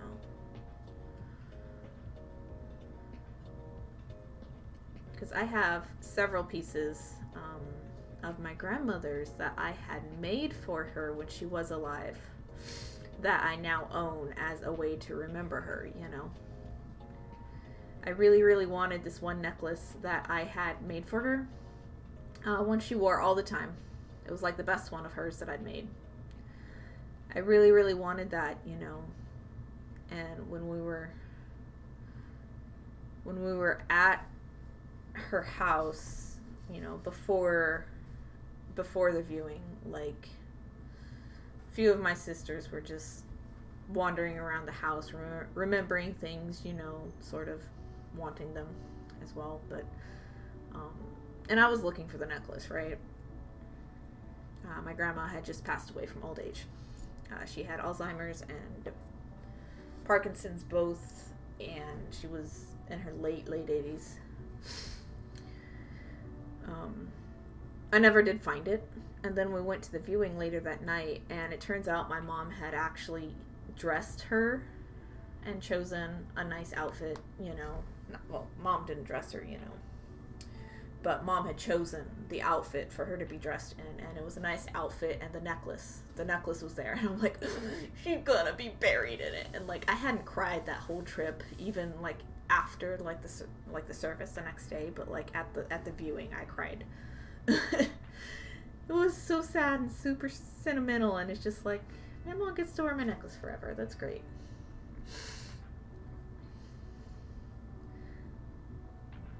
And it's just like, I didn't know. Yeah, I didn't know until that moment, and it was like, oh. You know, because the stone in it, her brother-in-law had made it. My great uncle had made it. He was a lapidarist. And I've worked with several of his stones over the years. He had passed years and years before. So it's like her brother-in-law had made this stone, and it was in a pretty setting, and I had beaded around the setting, and it's one of the few pieces I'd ever made that like had fringe, you know, and like I didn't even take a photo because it was like that's weird. I don't need a photo of even a well presented, you know, corpse, cadaver. What's the right word to use for a funeral home setting? I didn't need that on my phone. That was just gonna be awkward, you know. But like, I wanted to document the piece, but I've never had a photo of it, so I'll never remember what it looks like now. Because I can't imagine things. I can't picture them. So I'll just have the memory, but no visual to go with it. You know. And like, I didn't like burst out sobbing in tears, but you know, that was the thing that choked me up that whole visit.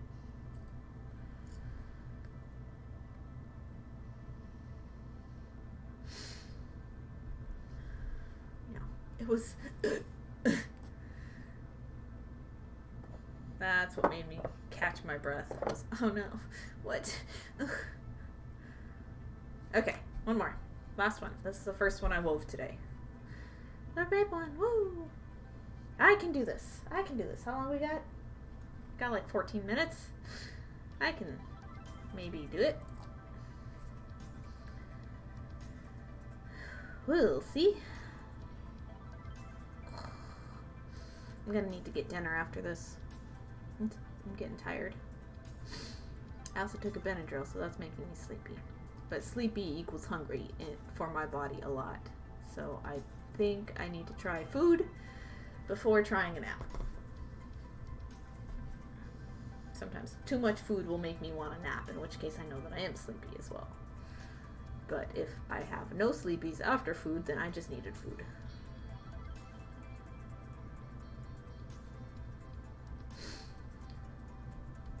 Oh, come on. There we go. Queen Home Slice, what's for lunch? I'm curious. What'd you pack yourself?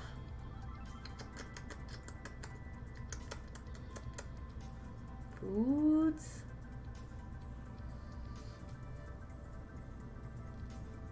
Yep. Getting tired. Neck is like, nope, not having it.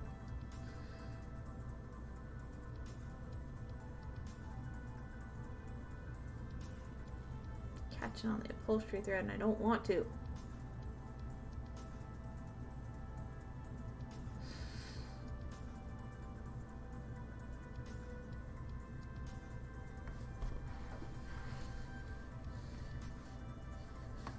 See if I can hold it lower down here. I don't want to hold it as high right now. And the point of having a big eye for your needle is just to make it go faster.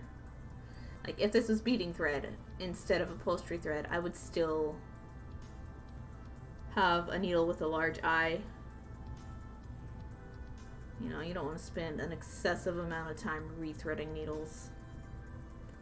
That's ridiculous.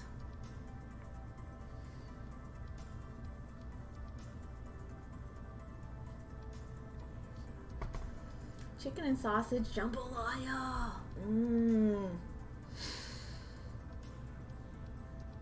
You're making me hungry. I have pork chops. Gonna have some pork chops and mixed veggies, I think, is what's in the fridge. I'll have to check. Ooh. Reposition.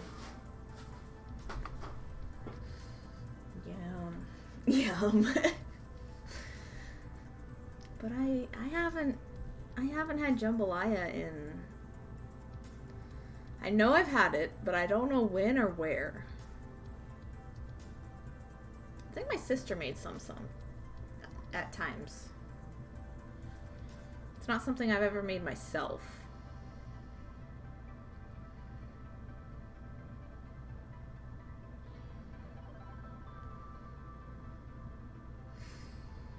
It's not hard. No, most things aren't.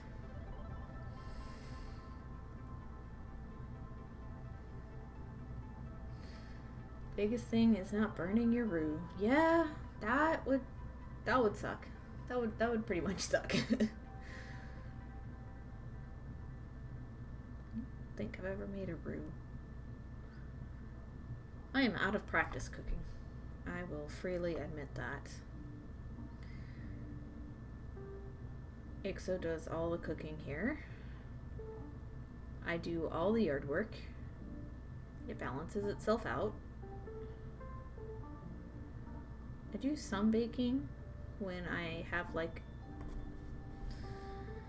a desire to do so or a reason. I really want my grandma's bran muffins right now. Like I've wanted that for a few days.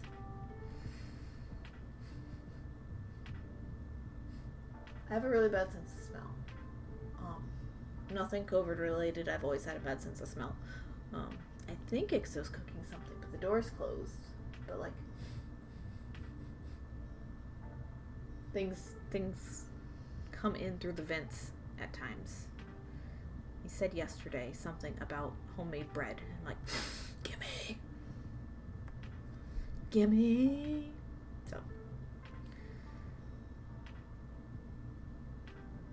I shall investigate the cupboard in a bit. Prince is back! Welcome back! Hello! What have you been up to? Gamer Mama. Yes, I've been wanting to learn to bake homemade bread. I can't give you many tips myself, but I can tell you it is delicious. I've had homemade bread my whole life. My mom used to make it growing up. Ixo makes it fairly regularly, several times a year, you know, here. I haven't done it myself though, because I've never been good at cooking. Well, at remembering to cook or remembering to feed myself. Like I can follow a set of instructions. I can follow a recipe, but like making them up on the fly, not my thing. Can do. Don't necessarily always want to, but can do.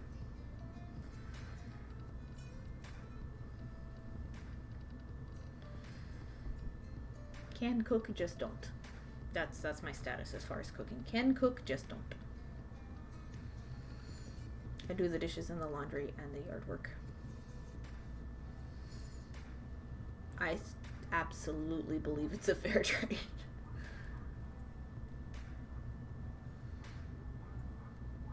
Because for me, those others are like routine habits that are easier to keep up with than the brain power involved in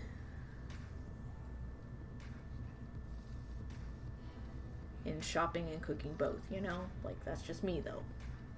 Bread is easy once you get the kneading right. Yeah, I imagine so. Whew. What have you been up to, Prince? I'm trying to remember what you ran away for. My brain is getting tired, can you tell? I also brought my camera closer, so now my head is a camera. I want the zoom lens so bad. I would probably get a good macro zoom lens before I would get a wide angle lens, because the wide angle lens would be good for like vlogging and stuff, but I'm not even there yet. Maybe someday. Like I've tried, and I have to hold it all the way out at the end of my arm span. And I don't have a camera mount, so I don't have that extra couple inches worth of reach. But a wide angle lens would be great as well. Gamer Mom, I feel like the rising over and over is what's gonna get me. Well, with that, you can always just go off and do something else for an hour. let it proof for an hour, 2, depending on what your recipes are calling for, right? Like, I am not an expert. I'm not a baker. I don't know things. Don't quote me. Had to get stuff than dinner, than taking nephew doggy. Aha, I see.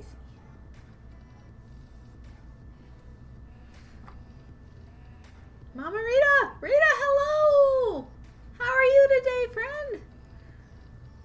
Long time no bead. I think I'm funny.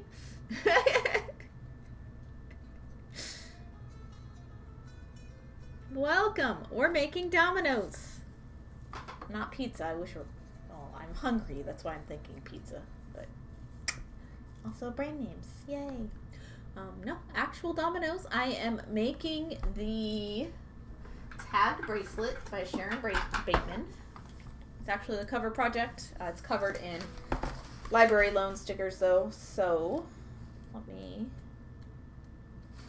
open to the project page.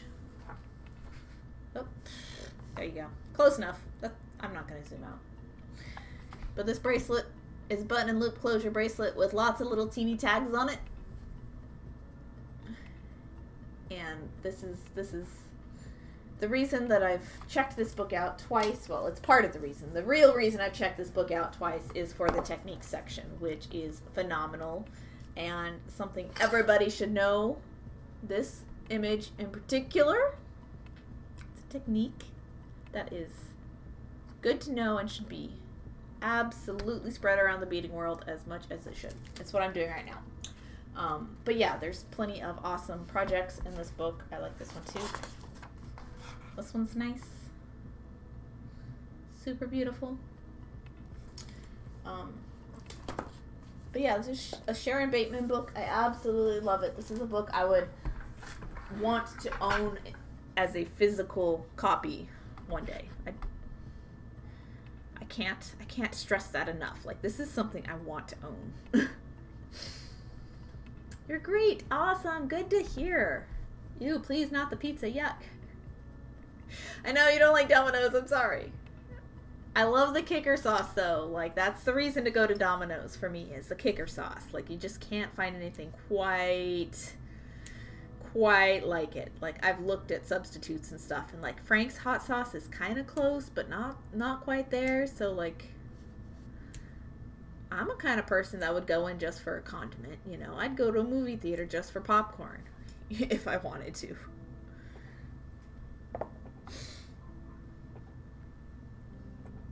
Oh, cute. Yes. Maybe you can get a game in before you put the bracelet together. Game?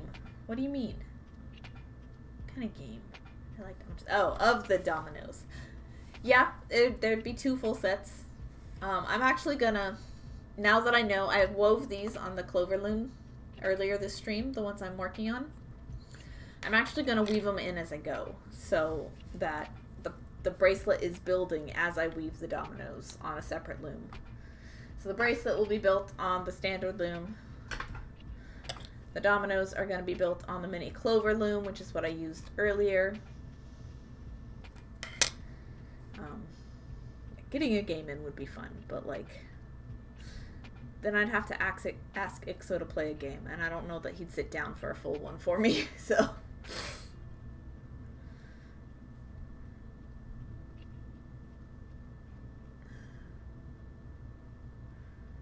That'd be nice, though. I like Domino's nude.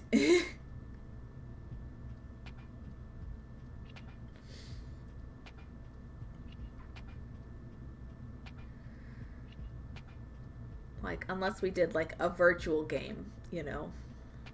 But then you guys would have to have hands. And how could you do that if I'm the only one with the dominoes? Like, that wouldn't work.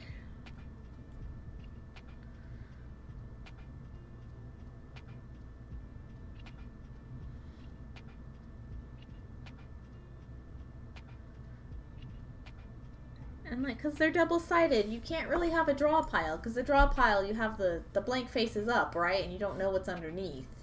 You just flip it over, and then there's your numbers, right? But, like, these are double-sided. You can't do that. You can't do that with these.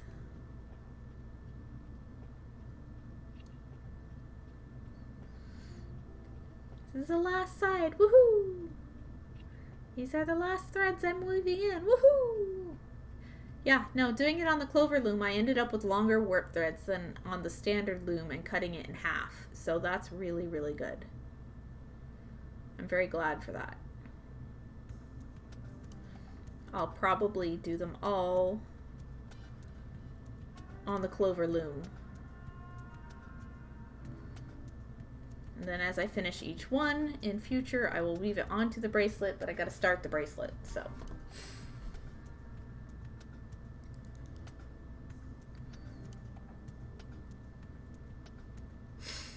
Dominoes will be great. Rings and earrings. Yes, if I end up making more than I anticipate that I need.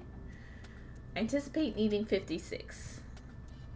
And I will make them and keep going and make extra earrings or little necklace bits or something. I don't know.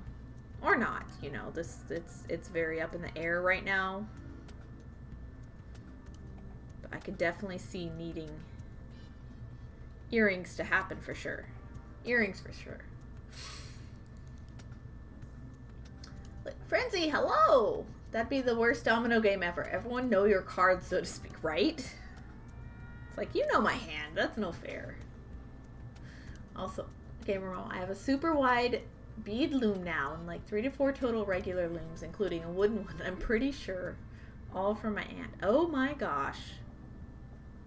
Oh wow. This aunt went all out, didn't she? Whew. Or connect for bracelets. Yeah, well, this is already a bracelet, so I don't think I'd want extra bracelets.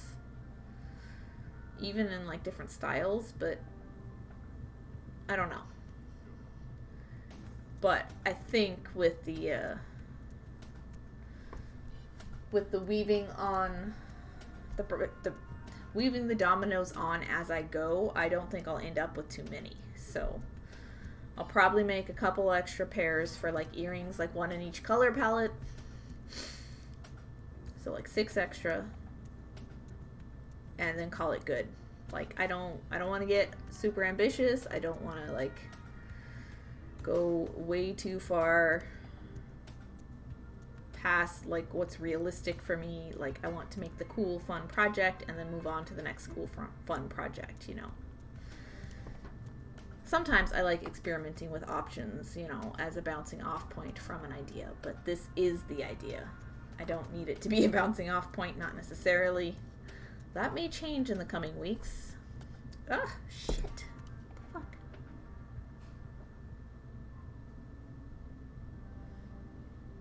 Oh, the others just got caught up in it. I'm like, what the hell happened? That's new. It snagged around the other loop. It's fine. We're good.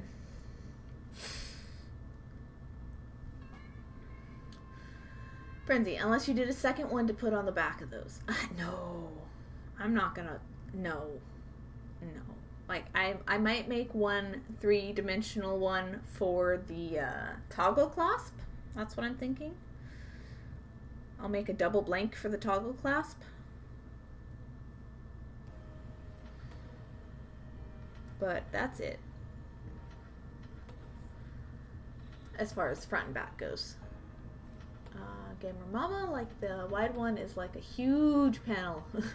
I don't know what I would ever use it for, but we'll see. You can use it. You can find ways. Francie, small Christmas tree garland. Ooh, I haven't done that before. But not really. One of those things about Christmas, there's infinite amounts of like patterns you can do with stuff, and so like I had such a blast just coming up with all sorts of things last Christmas, and next Christmas I'll have a blast coming up with all sorts of other things.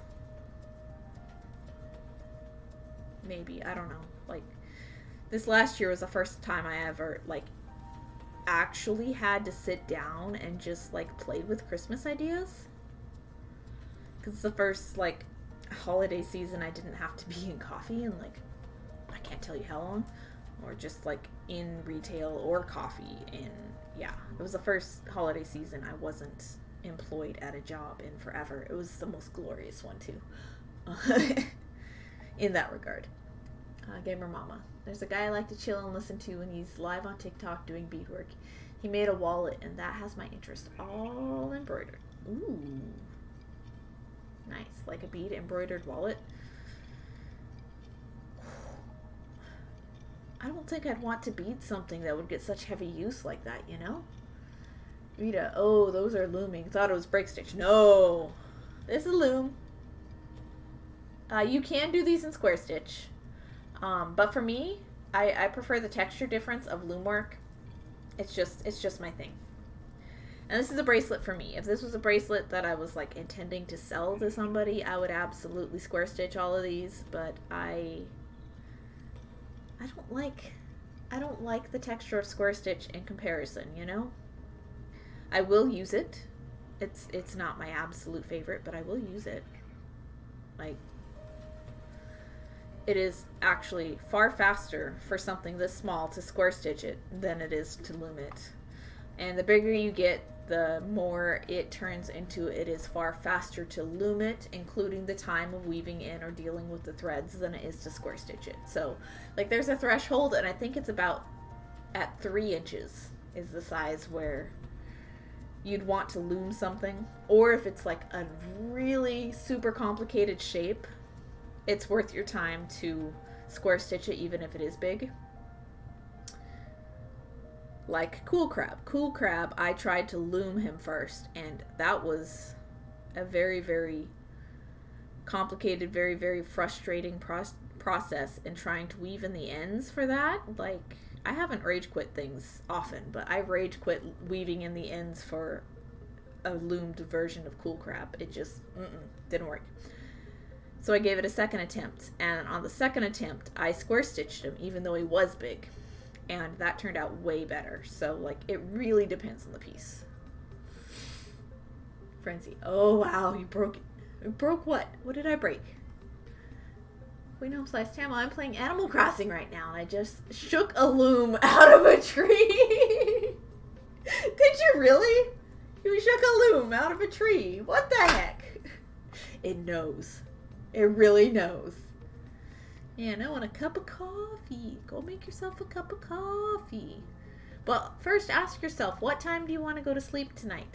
Because coffee might not be a good idea. I also don't know your body, so I can't really tell you what to do.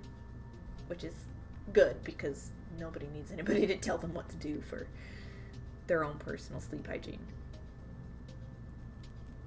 I just caution you. You might be up for a while, even if you don't think coffee affects you. That's a lie. Coffee affects everybody. Just different. Thought you broke a needle. Oh, no. I did break something recently. I broke this guy. It's like a size 12. Size 12 just don't work for me. 12s and like 14s, 15s, they don't work. 13s, like anything smaller than a size 11 needle, I just instantly break them. It doesn't even matter if it's a tulip or not. They're just, use it once and you're lucky to get away with it being intact after you've used it once, but if you use it twice, it's an instant break for me. I don't know what it is.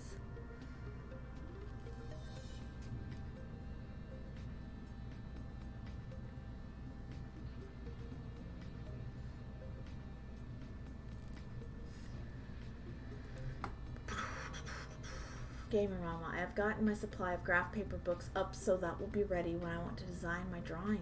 Ooh. I also have designs ready on my iPad on Procreate. Sweet. So you're preparing for a season of beadwork. It's going to be great. Can drink pot and still fall asleep. Prince, what wizardry is this? Like, Frenzy. Coffee slows me down. I'm ADHD. That is actually scientifically proven. Like, coffee can help focus an overstimulated brain. That is absolutely true. So, like I said, it just depends on everybody's body. For me, coffee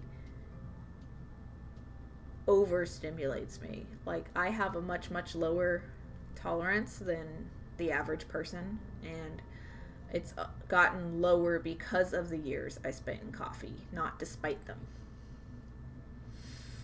Well, I have bipolar manic too, so it would take a lot of it to knock me down. Oh, jeez. I don't even pretend to know how coffee would affect that. Gamer Mama. I also need to get to making some crochet hats and ear warmers as well. Got a lot of yarn for those things only, but I may use some of my sparkly stuff to make some tops as well. Ooh, that sounds like a lot of plans. That sounds like a lot of fun. For summer! Yeah, for summer. Okay, last thread snips.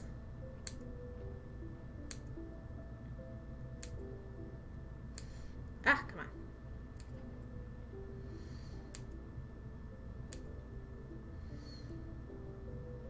Ta-da! All right. Oh, one of them's too long. Got sort of a paint fume headache right now. Frenzy! How'd that happen? You gotta melt some. Wish you made videos on TikTok. I do not make TikTok anything. Video for how to weave these in. I do think I have it on YouTube though. I also have it on Instagram. But no.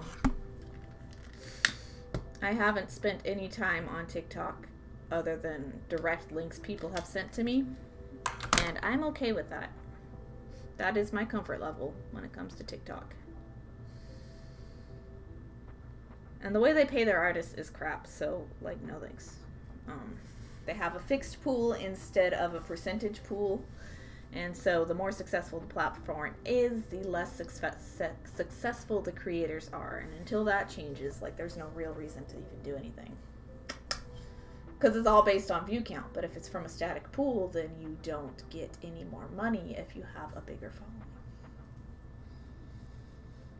For those who do need to make a living on said platforms, that is absolutely trash way to do things.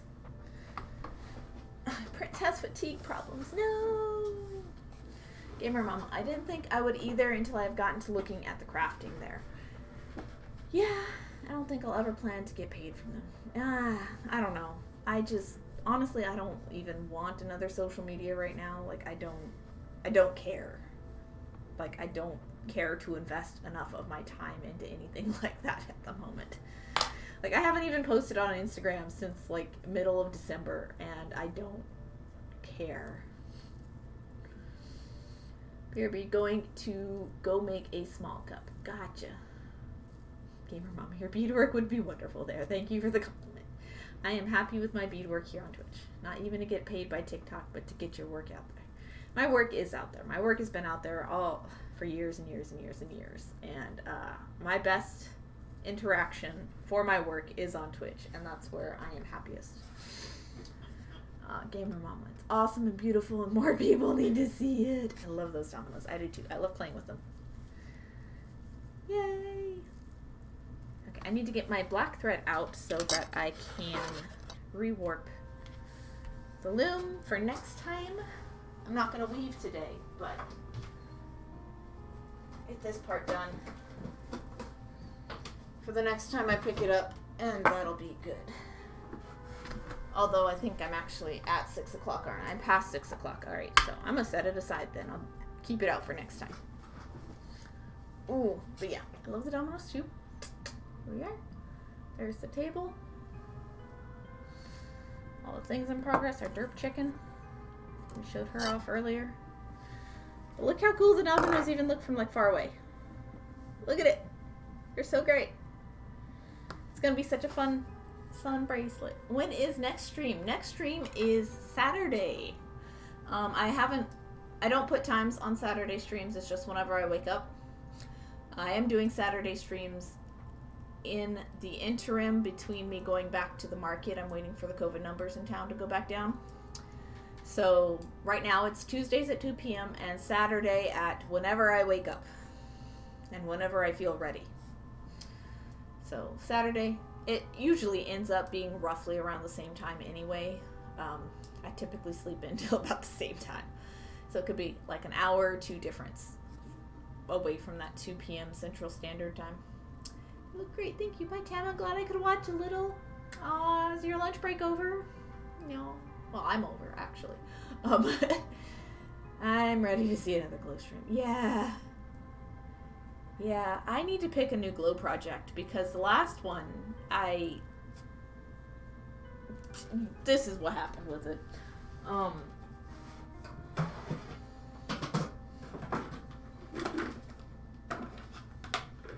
There. It's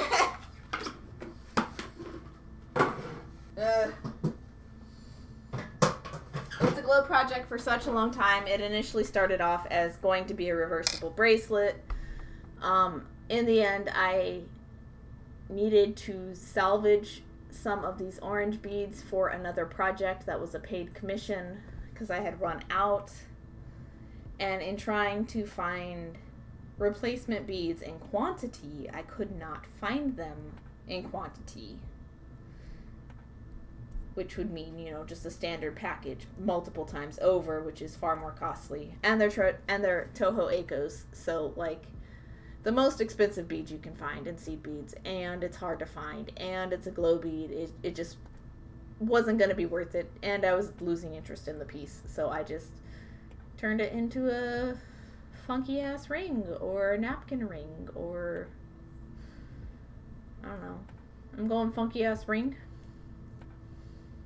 I was doing those earrings right. That's the reason I started this piece.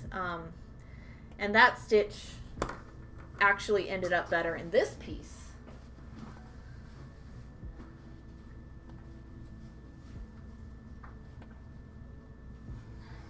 Because I made the earrings, I just did the earrings the once. And then I made a thinner version of the petals to end up as this flower.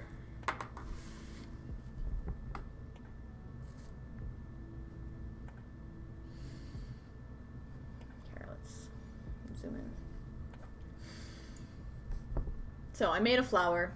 It was initially just a what happens if I put several of them together. 6 ended up being the magic number, and I put a bezel in the middle, a bezeled rivoli, and then I connected them together with a line of beads in between and some decorations on the edges. And I just kind of left it at that for a few months.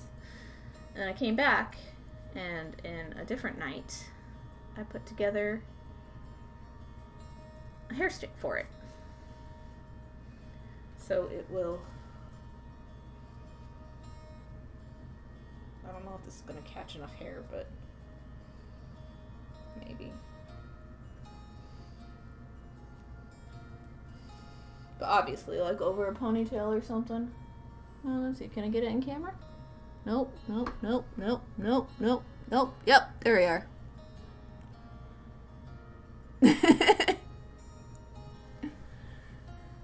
So, and it doesn't catch on your hair. So just a nice, cool, pretty hair stick. Pretty proud of the wire work I did on here too. It turned out gorgeous. But connecting them into a flower I think is way cooler than just a pair of earrings.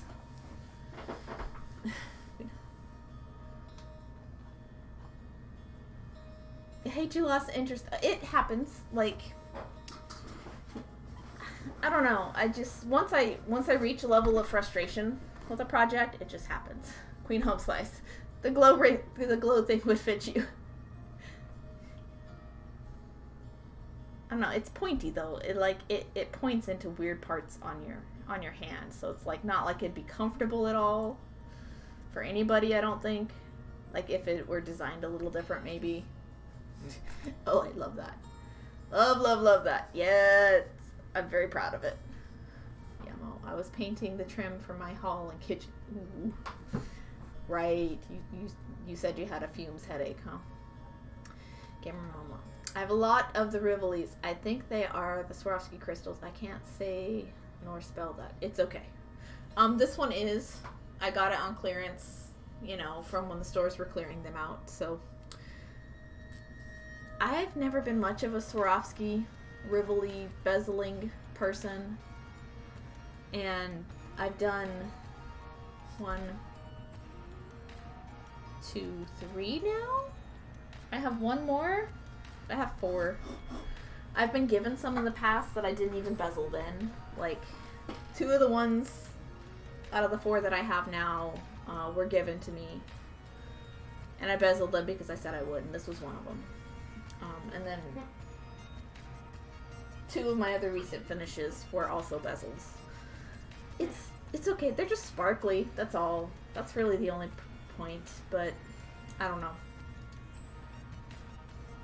For some reason, it's never appealed to me. Doesn't mean it doesn't to other people. And I use those crystals for stuff like that. Yeah. So. Oh, so that's a bad thing. So I shouldn't do it. Shouldn't do what? No, there's no bad thing. You can absolutely use the Rivolis. This is what this is. I think they're more fun than I thought they would be to beat around, honestly. Ugh, that one's still loose. Ugh. I even mop and glowed you and everything. Stop it. Oh, okay, the way you were talking, I thought you were going to say it was bad. No, like... I have opinions just like every other human on the planet. That's all. It's never been my style, is what I'm trying to get at, is lots and lots and lots of beadwork tends to be circular and round, and just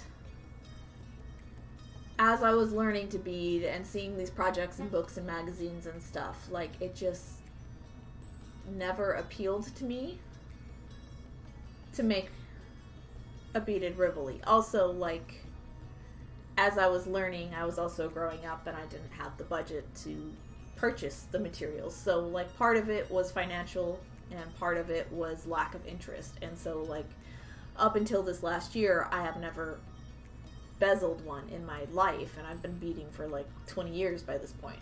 It's just a matter of happenstance, not a matter of I don't like it, you know. Not a matter of I think it's bad. I think they're just fine. If you like crystals, go for it.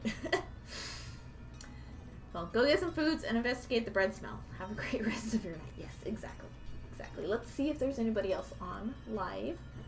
I don't know. I don't know.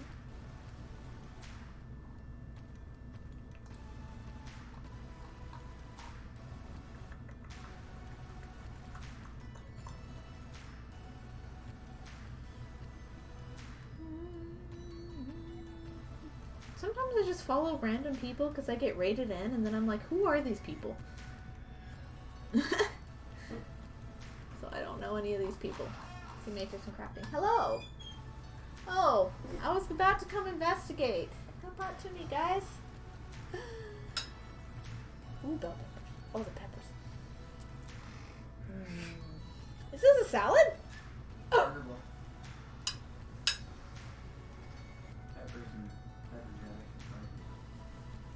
Salad. Nice. Ground beef and sweet peppers and pepper jack on spinach. And it looks like there's some sort of dressing. Oh, barbecue sauce. Yeah, that sounds good though. But us. That girl was sweet. Maybe her. Let's see who else we got.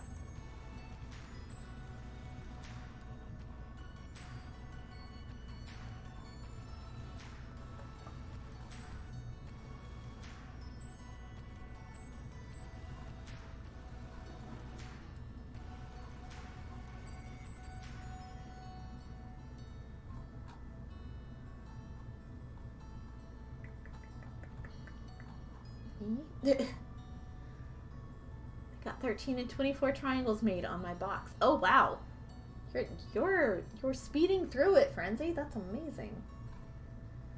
That's super good.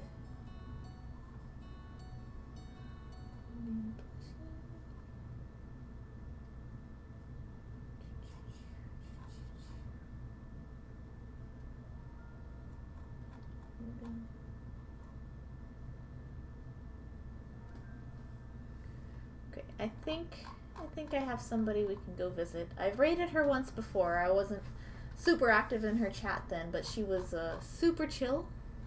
Super super pleasant. So I've lurked in her chat before. Oh, this is Elfie64. She is painting a giant tree diorama. From what I gathered from the last time I saw her stream, her dioramas are for her D&D campaign, which is super pretty awesome, and like it changes based off the campaign itself. So I think we're gonna go watch her.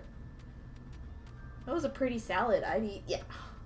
He's got nice plating too, so it's super cool. All right, so let us start this raid. ELFY.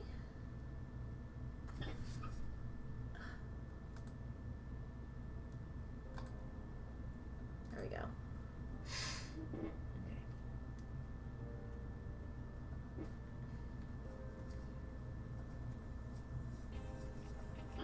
Alright, thank you everybody for stopping by. I will bead you later. Next stream is Saturday. I would say like late morning, early afternoon, Central Standard Time. I don't set alarms at this point in time, so it's just whenever I wake up. Because I'm not going to the market, so when things change, I'll let you know. But for now, it's Tuesdays at 2 p.m., Saturday at whatever a.m., early p.m.-ish. And that's it.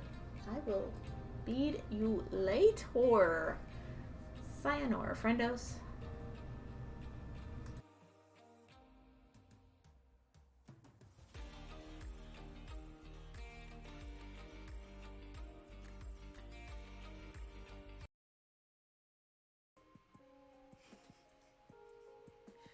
My housemates are all mansplaining to each other in the kitchen how to use a vacuum to suck up mouse poo.